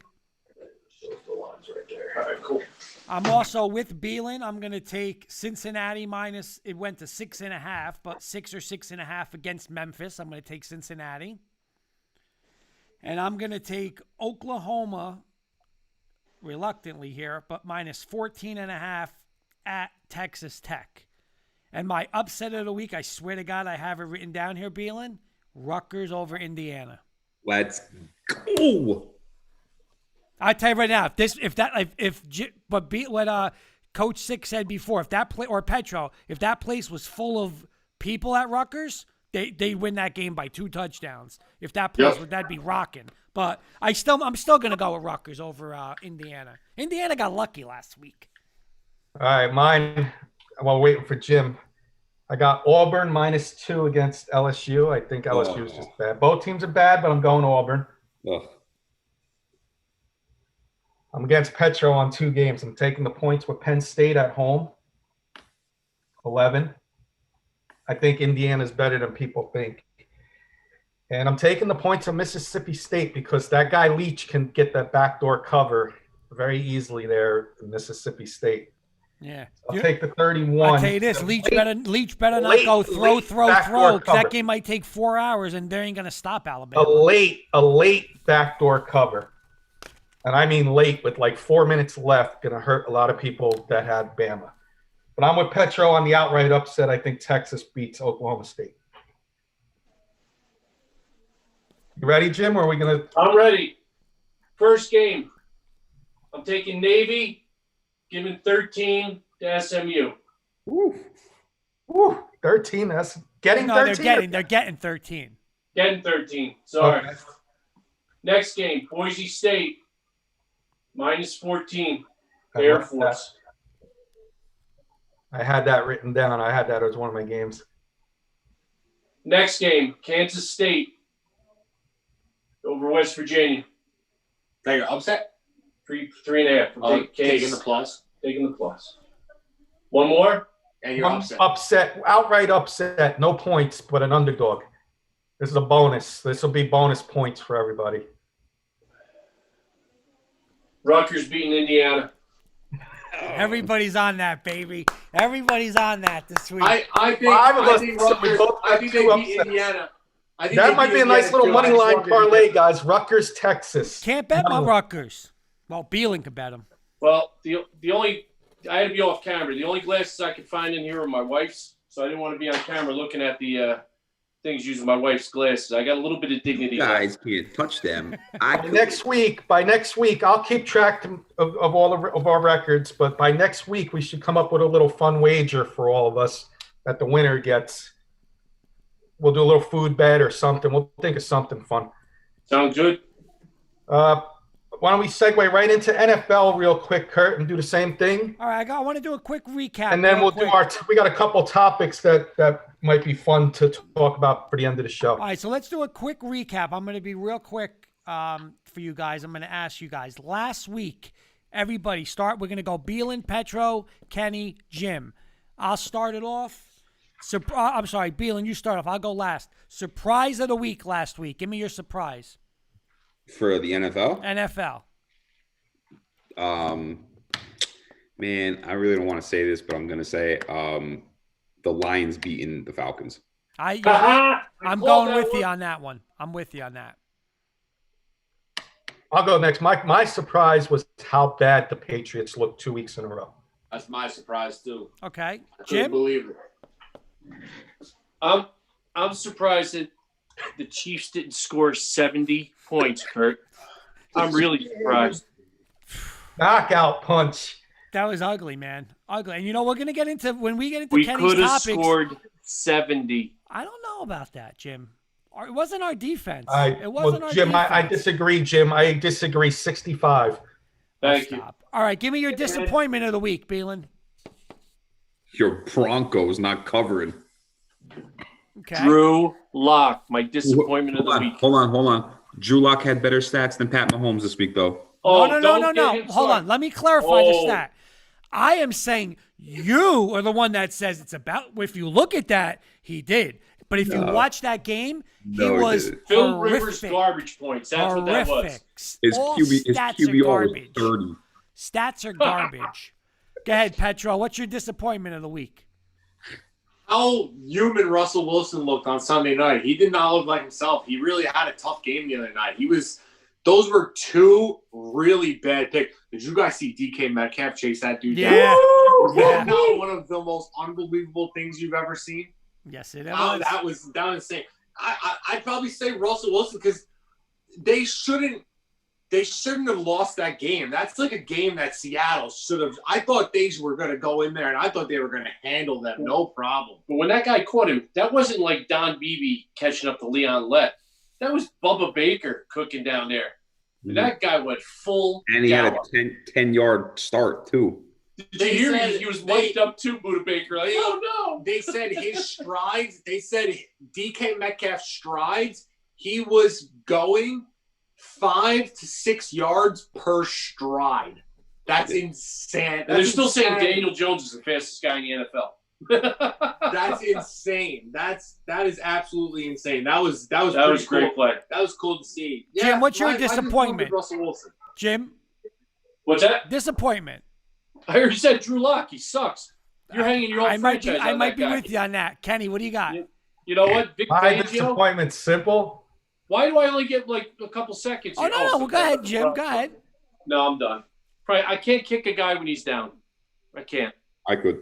He could. Go ahead, Kenny. Mine is simple. I'm just as down as Kurt. My Giants cannot find a way to beat the Eagles in Philly.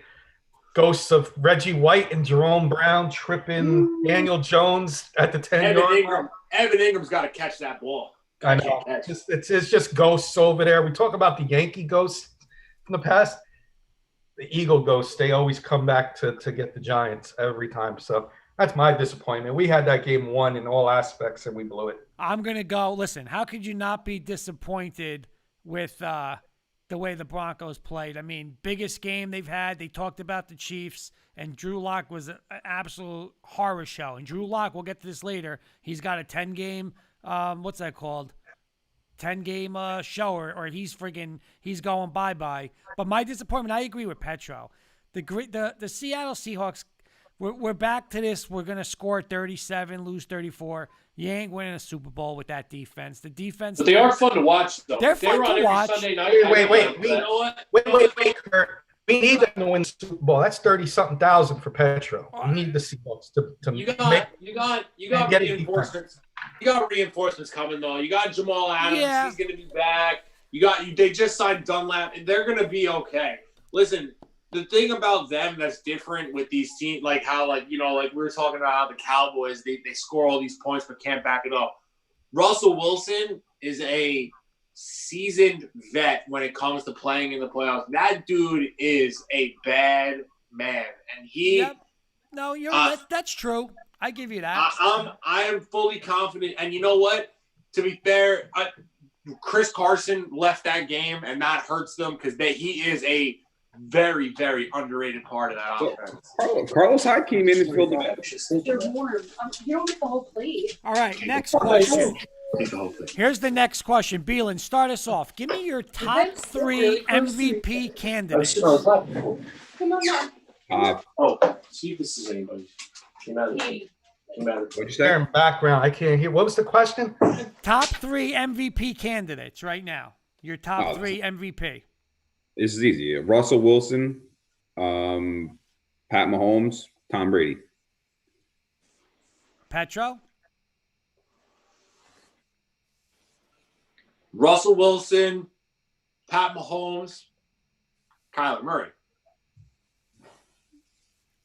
Can I give you mine, Kenny? Go ahead. I'll give you mine, too. I'm going to go Kyler Murray. You guys are going to fall off your chair when I say this. Tom Brady. And you know what I'm going to go third? Ryan Tannehill.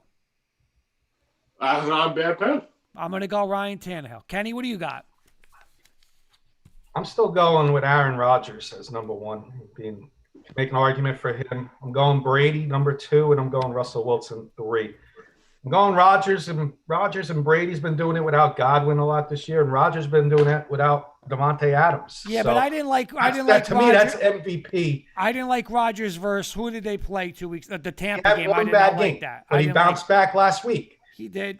Jim, what do you got? Top 3 MVP candidates. What happened to Lamar Jackson? Fell off everybody's radar, huh? He was never on mine. Yep, me too. I dig my boy Mahomes. Okay. I like my guy Rodgers because he just keeps doing it. And Russell Wilson. Mm-hmm. You know what? Got a little more time to play it out, but right now. You know what, though? It's not like there's one guy. I mean, like you said, we all had a couple lists. We didn't even mention Lamar Jackson. We even mentioned some guys. So that's interesting. Let's go to this one because somebody mentioned this before. Rookie of the Year. No. Rookie of the Year. Who you got? Well, we were saying before, got Clyde Edwards-Helaire, Justin Jefferson, Herbert, Burrow. I'm going Burrow. Beelan? Going Herbert because it's actually legit stats and is not carrying garbage stats for Burrow. But you got to win though. It's garbage stats. All of his stats are garbage. Jim? I agree. I like the kid out of Oregon. You know, there's something about him. I just like, the first game he played was against the Chiefs when Tyrod Taylor got his lung punctured by Herbert's doctor. Okay. And he got to go in there and play. And there's something I saw I like. Listen, once again, it's the eye test. Big kid. Go ahead. Kenny? No, just going to say, big kid throws the ball. It's funny. You either have these Josh Allen, Herbert-type kids who are 6'5", 6'6", overrated, running, galloping, or you got these little guys 5'10", scooting around like Tasmanian devil throwing the ball. And then Patty Pat's somewhere in the middle. So you got – and it is funny. Mahomes just seems to be fast enough that people can't catch him. And he's always running, doing this, looking behind him, and where the line of scrimmage. The guy has that sixth sense just to kind of know where everything is. You got tall guys, short guys, and people in the middle. Pick where your guy goes in. Then you got guys that are running for their life, like Daniel Jones and Darnold. So Kenny, what do you got? Rookie of the year. Brock DiNucci. Nah, I got Burrow and Herbert are neck and neck. Right now, it's Herbert, but that can change next week. That's how close they are. Okay. That's how close those two are, in my opinion. But right now, it's Herbert a little bit over Burrow. Go ahead, Beelan. And you want to just an MVP sleeper, okay? Jerry Jeudy, Derek Carr. Okay. He got pasted last week on that ball on the sideline. But going back to Herbert over Burrow, Herbert has legit stats. Burrow are all garbage stats. The other thing Herbert is good at, super high ceiling for him, I said at the beginning of the year, he's not getting sacked, and he's getting rid of the ball. For a rookie, that is monstrous to not get sacked throughout the whole year. And a pretty good running game to be able to help him out, and a pretty good defense to be able to help him out also, so he's not on the field the whole time. What the hell is the rub with Burrow and A.J. Green? I drafted A.J. Green hoping for a comeback. You know, this guy's throwing shit fits on the sideline because he won't throw him the ball. He's got to get out of there. There's your guy. Who said about a receiver? Cleveland? I mean, they'll never trade inter-division, but that's a guy that should go. A.J. Green. Well, Kurt, why don't we do our picks real quick? Let's do our picks. We'll do picks real quick, just like we did college. Okay. And then I think the last thing, one of our topics will probably take up the rest of the show. Okay, good. So I think we'll get the picks out of the way real quick. And then I know you're going to be ranting and raving with our topic on franchise quarterbacks. Yes, sir. Oh, boy. I got our standings, unlike Kurt, who has a stack of papers over there. I have our standings from last week. See, I trust this guy. Don't you, Petro? But wait, are we starting new now since we're going 3 games? No, we're starting from last week because I kept record. Okay. And you know what? Kurt will explain why he wants to know if we're starting next week. Organized. Kurt, Jim, get all the papers out and send them to me. Jim, you are in the lead with a whopping 11-3 record last week. Wow. Petro and Beelan. Why am I not Beelan? Why am I not professionally doing this right now? You should be. You should be, Jim. You gotta get him on FanDuel. We gotta Petro. get him exactly. This guy's trying to Petro reel and me in. Beelan are close, right on your neck. Wait a minute. We don't want to ruin him. Wait. We got him on Facebook. We got him on this Beelan. If we get him over, if we get a friend, he just goes, it's over the top for Jim. He's done. That pension money's coming out. He's done. Next thing I'm gonna see is Katie and Lindsay working summer jobs because Jim pissed away their college fund. Thank you very much. Thank you very much. Hey, listen. Cut, copy, and paste. Adding links. My ceiling during the pandemic on the computer is there you go. Right. Off the charts right now. Last year, this time I knew how to turn the computer on under Kurt's tutelage. Beelan and Petro are right on your tail, Jim. 10-4. 10-4, both of them. I'm 9-5. My bold prediction hit last week, though. I said the Jets were going to cover. And Kurt, this is why he wanted to know if we were starting next week. A disappointing 6-8. Wow.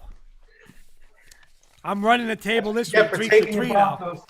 I'll just start betting against Kurt. Yeah, really. That's it. Well, we'll start with Kurt. Since let's go. Since Kurt's trailing, we'll start with Kurt's 3 picks and an upset. All right. Those are good. Here's my 3 picks. I'm going to take Buffalo minus 3.5 over the hapless Patriots. They're just so damn bad. I'm going to take Jim's boys because, listen, they went You're taking the 19.5? Listen, I'm going to tell you why, Petro. They went from a rainstorm in Buffalo. They didn't play well. Even though they destroyed Denver, the offense only had 30 plays. They really didn't play well in snow. Now it's going to be home against the Jets. All this Jim just said 51 and sunny on Sunday. I think they're going to just blow their doors off. And then I think Sunday night, same thing with Philly. I know it's a lot of points, but Dallas's defense is so damn bad. You're going to have What's the spread there? 8.5. And what do you got? The Chiefs 19.5. Right, Petro? Yes, 19.5. Yeah, 19.5. And my outright upset is the Philly game. I think the Philly game 7.5. It's 7.5. Philly game. Right. I will do 7.5. We'll put it at 7.5. Philly game right now on FanDuel is 8.5. 8.5. 8.5. All right. Okay, and then on my outright upset, I'm going Lions over the Colts. My upset. Okay. Who's next? We'll go to I'll go next. I'll go next since I'm in fourth place. I'll go next. I'll take the Eagles like Kurt. I'm going to take Carolina at home 2.5, I believe it is. Is that correct? That's so weird. Why that line so low? Yeah. No, the Titan game. Why is the Titan game so low? And I'm going to take the Packers over the Vikings. Yeah. My upset, I'm going Belichick is going to find some way to win this game. Belichick's beating the Buffalo Bills, who looked terrible against the Jets last week in the first half. By the way, I got to break. Did you hear this? Where's Jim? I'm here. Listen to this quote on. Sorry, the computer's over here. So you just said 51 and sunny, but listen to this quote. Yeah, I mean, definitely. I definitely thought there was interest there. Mahomes thought there was a chance the Jets were going to draft him. So the Jets passed him. They might put up 70 this week on that team. It's going to get ugly. Let's go to Beeling's picks. Go ahead. Nate? Yeah, if you're ready. Get this on you, Mike. I'm coming right out the gate on this one. Chargers are blowing out the Broncos this week. Oh, you got the line at? I just need the lines. I don't have them in front of me. -3. Okay. Titans 5.5 over the Bengals. Where is that game, Beelan? That's in Cincy? Cincinnati. Okay. And then, man, there's a toss-up right here, but I would go with the Colts over the Lions. 2.5, right? Yep, 2.5. And my straight outright is the Falcons over the Panthers +2. Yeah, I like that. I like that Falcon game too. All right, Petro. Okay, I'm gonna go Seahawks -2.5. I don't know why it's only 2.5. 49ers suck. I'm gonna take. No one took Tampa Bay, so I'm gonna go Tampa Bay -10.5 over the Giants. And I get 2 more, right? Petro, you think that's a damn? One more than an upset. Do you think that's a blowout, upset. Petro? That Giant game, was it close for a half, or they just blow them out? Blow them Tom out. Tom Brady's gonna take care of business, man. He's locked in right now. Okay. My third one, I'm gonna take. I like Tennessee -5.5 over Bengals, and my upset is going to be the Steelers over the Ravens. Even though I do like the Falcon game too, but I'm gonna take the Steelers. I think Steelers win that game. All right. You ready, Jim? I'm ready, brother. What do you Johnny got? B, sorry, Chiefs 19.5. Sorry, brother. I know you don't take it personally. I'm gonna run the Chiefs are gonna run the table of everybody on this. You know what? On this panel. I'm going to take the Bucks over the Giants. I don't take it personal neither, Jim. Shouldn't. Titans over the Bengals. And my upset of the week. Locked in. Bears beating the Saints in Soldier Field. I like it. We all. I like that. That's a good one, Jim. It is a good. It's only good if it wins, Kurt. That's what I always say. That's it. Everything looks good on paper. All right, so what are we up to now, Mr. Kirkpatrick? We got 15 minutes left. What do you want to end with? Let's do one of our topics. John came up with the topic. Yeah, I was asking about topics, and Johnny mentioned Drew Lock, franchise quarterback, ? So I wrote down 10 quarterbacks, including Drew Lock, and let's see if you'd want them to run your franchise.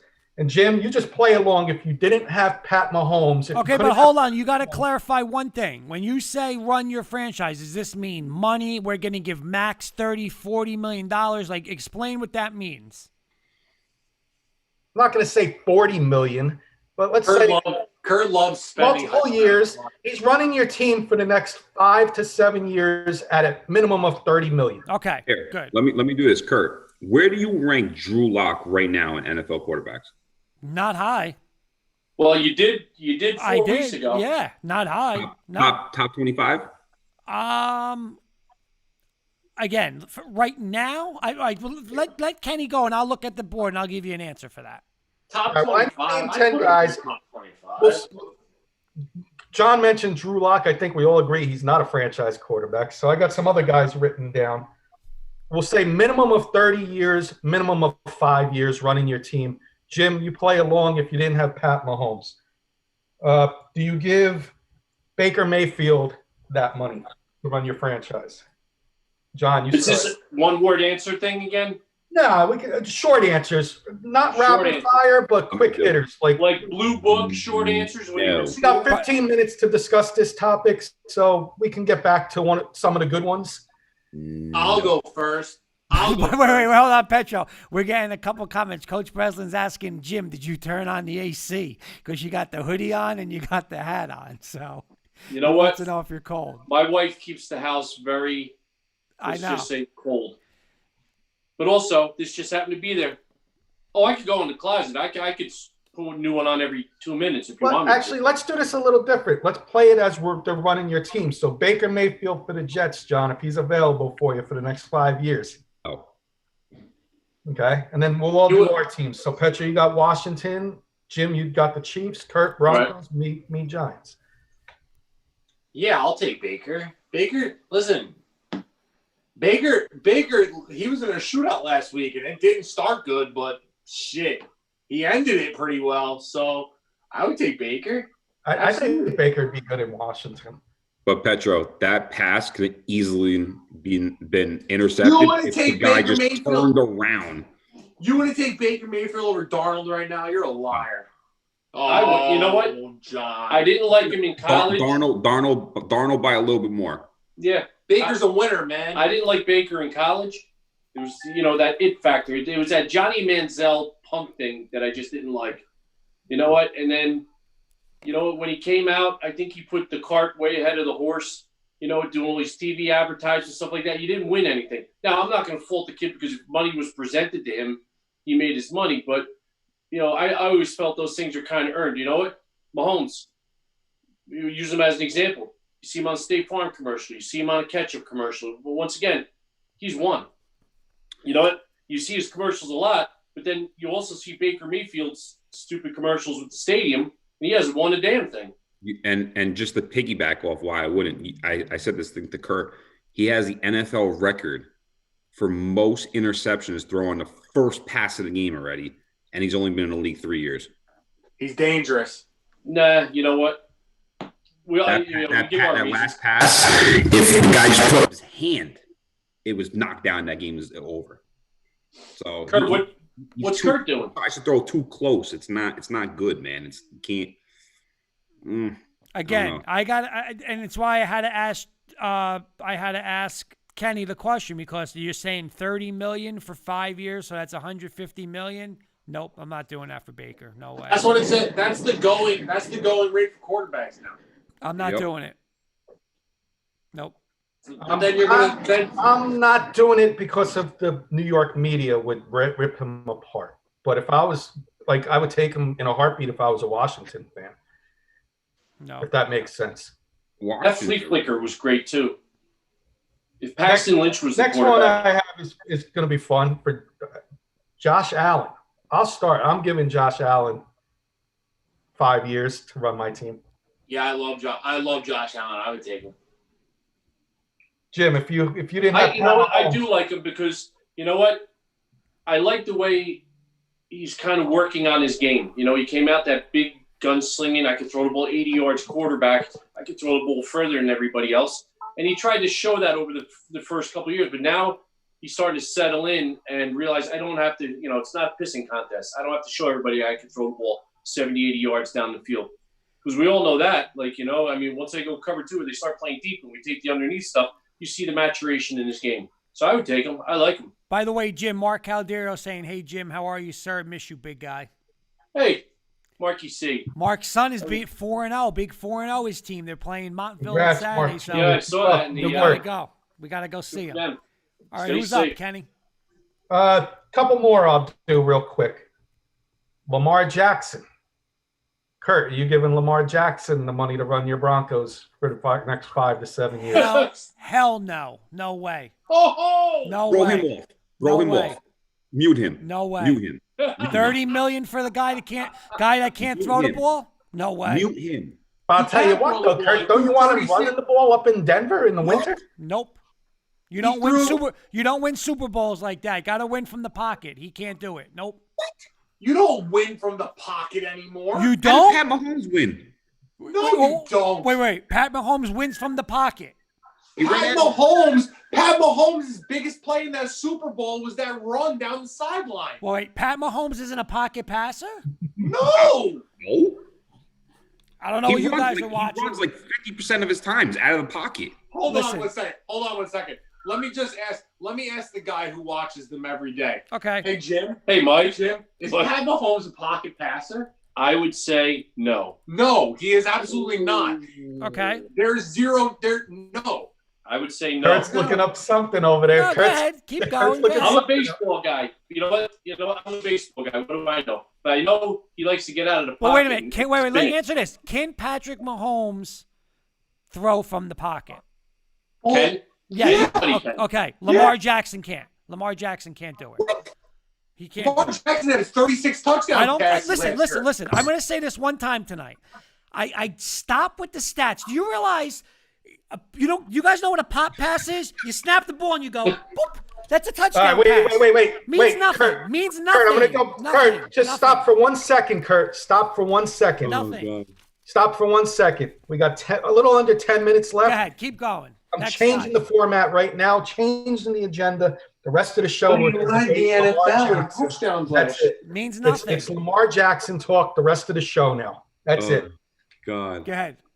Go ahead, John. We're going Lamar Jackson, and that's it. You can talk, Kurt. Now you can continue about Lamar Jackson. I don't want Lamar Jackson. I don't want him. Not say that's how you deem yourself as a pocket passer by throwing the ball down the field.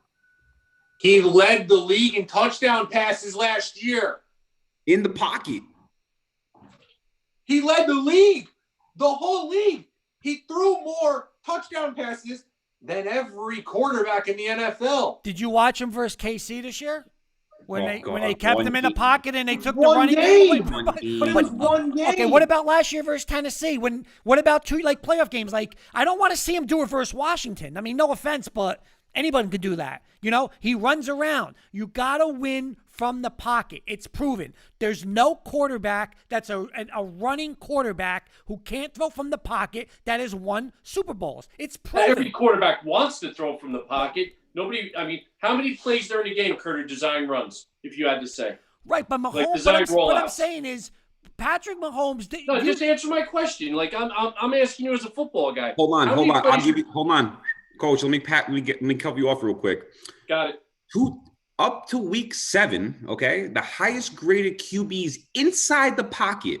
Number 1, Aaron Rodgers at 94.8. Number 2, Lamar Jackson at 92.1. Russell Wilson, 91.5. Russell Wilson's a pocket passer. He definitely is. Lamar, what is that 92.1? What is it? Did you just write numbers and say, yeah, we're okay, we're good? So when does it? So John, when they don't get there again this year, right? When they don't get to the Super Bowl again, because again, listen, they're a better defense than KC, right? They're a better running game than KC. What's the difference? I don't know if they're a better running game. What's the difference? So Kurt, I'm going to agree with you to a point. Kenny. They don't have to go to the Super Bowl, John, but they got to win a playoff game. Okay, you know what then? If that's they got to win a game. Kurt, if that's the case, if Pat Mahomes doesn't win this year, he just doesn't deserve that money. Pat Mahomes is the best quarterback in football. He doesn't deserve the money if he doesn't win. Come on. He doesn't deserve He got it already. He won it already. He got but it. you're saying because he doesn't go to the championship, he doesn't deserve it.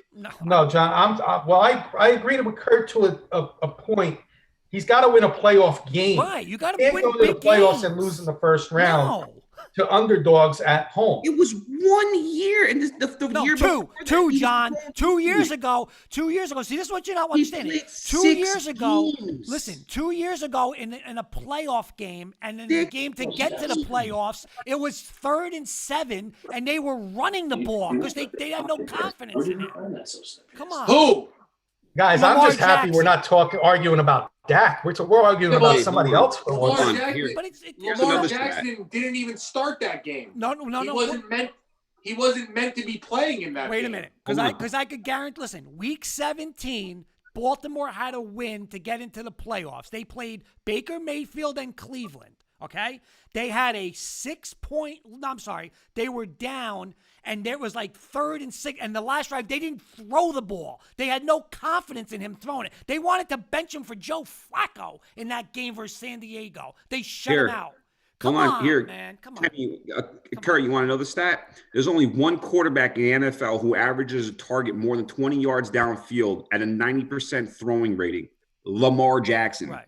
But you also do Kurt, understand. Kurt loves the stats. Right, Kurt loves right. the stats. And you guys also said Dwayne Haskins threw 50 touchdowns at Ohio State. You know why? Because they ran zone read and run. And when you run zone read and they have 14 guys in the box, you throw it deep. It doesn't work in the NFL. It doesn't. Dwayne Haskins is going to be going to the Broncos soon. Listen, Dwayne Haskins is the worst quarterback in football.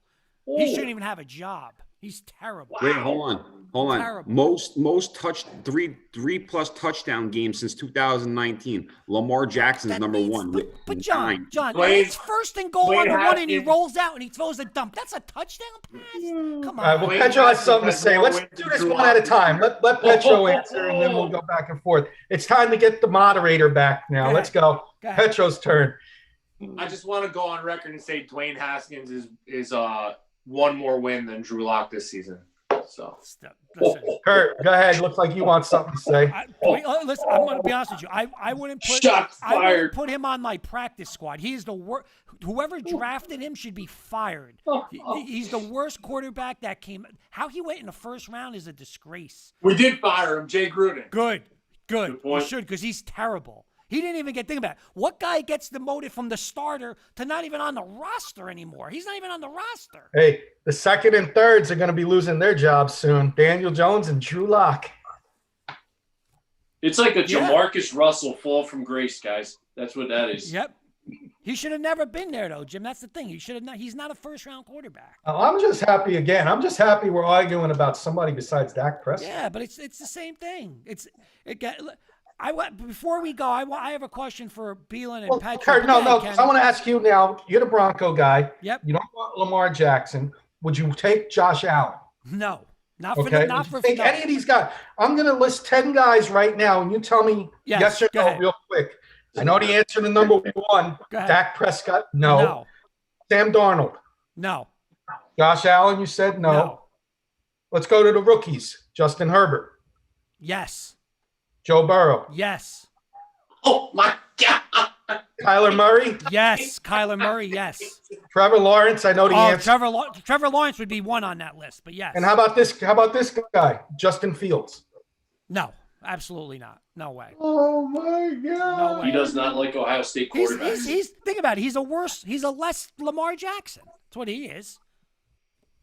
Next year, Kurt's Not even close. They're not even the same. Would you take quarterback for the Denver Broncos? No, Dwayne Haskins. Yeah, you're crazy. Fighting with Drew Lock. Yeah, he'll be playing for the U.S. Generals. Tyrod Taylor for the starting He'll be job. in the Rocks League.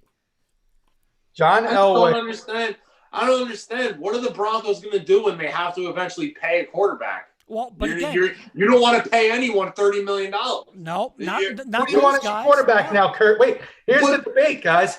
Kurt said, now it seems like you're giving up on Drew Lock now, correct? Drew Lock has a 10-game, what's the word? Call it a grace period. 10-game period. But I could tell you this. There's not going to be Drew Lock. Who do you want as your quarterback next year if it's not Drew Lock? Huh? Who's your quarterback next year if it's not Drew Lock? I want either. If you're the GM. Like, if you're the GM. Okay. If you're the GM. I'm going to try to hell get Aaron Rodgers. And if I can't, I'm drafting somebody. Oh, well, I'll play Drew Lock. See, here's the difference. I'll play. Well, you're either running for Trevor Lawrence or you're not saying this. I'll play Drew Lock again next year. He's making no money. You're telling me Drew Lock for 5 years at $30 million. No friggin' way right now. Guys, here's my question to Kurt. He said no to Justin Fields.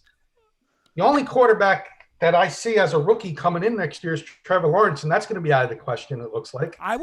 Who's your quarterback next year if you're drafting? I'm not paying Justin Fields $30 million next year. See, that you're asking the wrong question. That's a different question. I would take Justin Fields at $7 million for the next. Well, that's where I disagree with you. Yes. Because If you're taking Trevor Lawrence, you cannot take a rookie and give him 5 years, $30 million when he hasn't played down in the NFL. Guys, I said this to you. Trevor Lawrence is going to be the 4th best quarterback in football by year 2. It's going to be same Rodgers, Wilson, Mahomes, or any of those three, and he'll be the next quarterback. He's just that good. Can you piss in a cup right now for us? Why? Because we're going to drug test you, Randy. No, you don't have to drug test me. Yes, we are. But I got an NBA question. Kenny, we got a couple minutes, so keep going. But I got an NBA question for Petro and Beelan that ties into your subject right here. We're going to get Jenny Hoops to come downstairs. We're going to get a random drug test. But I'm serious. But, like, it's Where's the dog? See, I just don't understand, like, the going rate. Like, I don't believe in that. Because you can't, like, Sam Darnold just can't go and say, hey, Josh Allen got $30 million. It's the going rate. Sam Darnold, you don't even know if he's a starting quarterback. Yeah, but that's a bad example. I understand that. Guys, breaking news. Here's the thing. It's Elway looking at Dak Prescott for next year. Listen, Elway loves Dak Prescott. He would have drafted the Dak thing Prescott. is, I know you don't believe $2 million. I know you don't believe in the whole going rate thing, but it's a reality. And not for nothing, the Players Association and guys like that, they won't allow. Right, but I'm saying, but here's the thing. But you don't have to do it. See, I'm going to bring up my thing because it's getting late. See, here's my question for Petro and Beelan, okay? Brandon Ingram. What do you guys think of Brandon Ingram on New Orleans? Nice player. Okay. Beelan? Yeah. Okay. They said it today. He is going to get, or he wants, $27 to $32 million. Now, you guys would say, he's a 20-point scorer. You got to sign him. Here's what happens. They're not going to win with Zion and him as your number 2. Okay? So now what happens is you give him that money, and he's making $35 million. 3 years down the road, when Zion's not winning in New Orleans, he's going to say, I'm out of here. I need help. Who the hell's taking Brandon Ingram for 35? That's why you can't throw money around for an average player. He's a 20-point I know where you're going, Kurt. team. I know where you're going, but I think it's a bad comparison. The NBA players make a lot more money than the NFL players. Right, no, but it's not. See, would you guys? Wait, well, hold on, Beelan, would you sign him for $32 million? No. Okay, Petro, would you? No, but the NBA, it's a different. It's a bad, like you said, it's a bad comparison. But would you guys sign him? No. Nobody's going to sign him for $32 million. Yes, no, and I don't think he's going to get $32 million. Would you sign him for 27? It's one thing to want it. Would you sign him for 27? I think he would be. I think he's a $25 million player. Yeah, it's like averaged 23. He averaged 23, 6 and 4 last year. That's right, but the problem is pretty good player. But you're not going to win with him. So my point is, when Zion says, "I need help," just like you guys said with LeBron, who's going to help me? This guy's not. He's not going to help. Well, every team in the NBA gets 3 max contracts, so you wouldn't need to just win with those 2. Every team gets 3. So you have your one super max player, which would be Zion. You got Brandon Ingram, which would be your other max player, and then you could bring in another max player. So it would work. You don't want to let a guy like Brandon Ingram go. His skill set, the guy is 6'10". I can't give. I can't give that guy $30 million. Kurt, it's like it's not a average. job interview. 23, 6 and 4, 5 is an average. It's above average. You go on a job interview. They ask you how much you want to make. Right, but I'm saying, but it doesn't. 40,000, or you're going to say 50,000. You're going to say 50,000. Listen, the Minnesota Vikings. Of course, he's going to say he wants 30. Guys, the Minnesota Vikings are the classic case. They had everything. They had the defense. They had the running game. You had your 2 receivers, and you had Case Keenum. Okay, you blew it by giving Cousins that $30 million. Yeah. You started getting rid of the defense, getting rid of the receivers. They're garbage now. You can't do that. That's what you can't. You can't go say, "Well, Kirk Cousins, look at the touchdowns and yards he had." Kurt, you know that. why Brandon Ingram's going to get $25 to $27 million? Because they have people on their contract. They have JJ Redick on their contract. They got Zion Williams on the contract. Ball's on their contract. Right, but they're not going to win. What are they going to win? They couldn't even get into the bubble. The NBA tried to get them into the bubble. They couldn't get in. They're not going to win with that team. They're all young. But they're going to come on. Where are they going to go? Zion's not going to stay there. He's going to bounce. He's not going to stay there if they can't win. You got to bring, like, Zion needs a star there. Brandon Ingram ain't a star. You just give Zion's going to be a Laker when LeBron retires. Well, exactly. He's going to bounce, and then you're going to get stuck with Brandon Ingram? Like, you can't do that. Bad conscience, just like Chris Middleton in Milwaukee. Why is if Chris Middleton's so good, why is the Greek Freak saying, I want Chris Paul, give me help? Because he knows he's not worth that money. He's not. But people paid him. Oh, you got to save the NBA talk for next week. But let's save the NBA talk. It's everybody wants. Is leaving anyways. But you guys say, but I want two. But do I have a 5-bedroom house? No. Do I have a Corvette? No. Right. I want. I don't get. I'm not greedy. I just want the Seahawks to win the Super Bowl. But again, it's smart teams. Because somebody wants the money doesn't mean you have to pay. Exactly. You are better off. You are like let's be totally realistic. The Dallas Cowboys are really better off in the long run. No. But we joke around. But you got them. You draft Justin Fields. You play with him, which is really his system is really what you did with Dak when Dak was a rookie. It's the same offense. That's the offense. You run the ball. You take all of the money you would waste on Dak, build the defense, keep building the offensive line. You could be a Super Bowl contender in 3 years. That's the smarter thing to do. Kurt, I'm going to end on this. You're going to answer this, and only you, and then the rest of us will answer next week. Mm-hmm. This was my scenario. Since you brought up Justin Fields, my scenario for this week, guys, we're going to do ours next week. Kurt, you're Jerry Jones. Yeah. You realize you can only make one of these moves at quarterback for next year in your future. Okay. You could sign Dak for 7 years, $35 million a year, and you struggle on defense. You can make a blockbuster trade and go get Aaron Rodgers to team up with McCarthy for multiple number 1 picks and one of your receivers, Cooper, Gallup, or even CeeDee Lamb. You can trade for a quarterback like Sam Darnold without giving up anything but a mid-round pick, or you can pick a quarterback in the draft. We'll do ours next week, guys, but I want Kurt's answer right now. Hands down, and again, it's going to be hard, but hands down, Aaron Rodgers. I'm going to try and get Aaron Rodgers there. He's one of the best top 3 quarterbacks in the league. But 2 is I'm getting Justin Fields. Your top 1. You don't get 2. Just you only can Aaron make 1. Rodgers. Go get Aaron Rodgers. Give up all those number 1 picks and have go get Aaron Rodgers. Kenny, you know what Nick Saban said this past weekend? Offense wins championships. Yeah, it does. Aaron Rodgers isn't terrible. I could see them teaming up. Yeah, but Aaron Rodgers isn't terrible, but you're not fixing your defense. Let's just put it this way.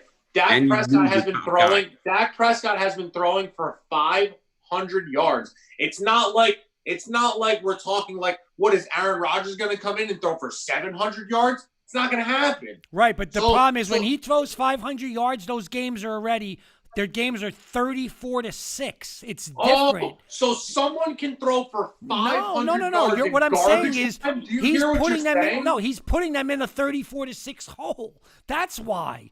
He's not. How is he? No, look at the Cleveland game. He had 3 turnovers in that first half. Huh? I got one thing to say. He doesn't play. You know me. I don't back up. I'm not a Dak Prescott fan, but don't blame Dak for this year. 3 offensive linemen, the top 3 offensive linemen out. Plus his defensive coordinator's putting hot sauce in guys. Don't blame Dak on that, Kurt. Yeah, I don't. You'll give up multiple first-round picks for Aaron Rodgers, but the defense is still going to suck. So, how is that going to fix anything? Because Aaron Rodgers is a top 3 quarterback, and if you put Mahomes, Wilson, or Aaron Rodgers on that team this year, they go to the NFC Championship game. Oh my God. But that completely negates your point then, because you say defense wins championships. So which is it?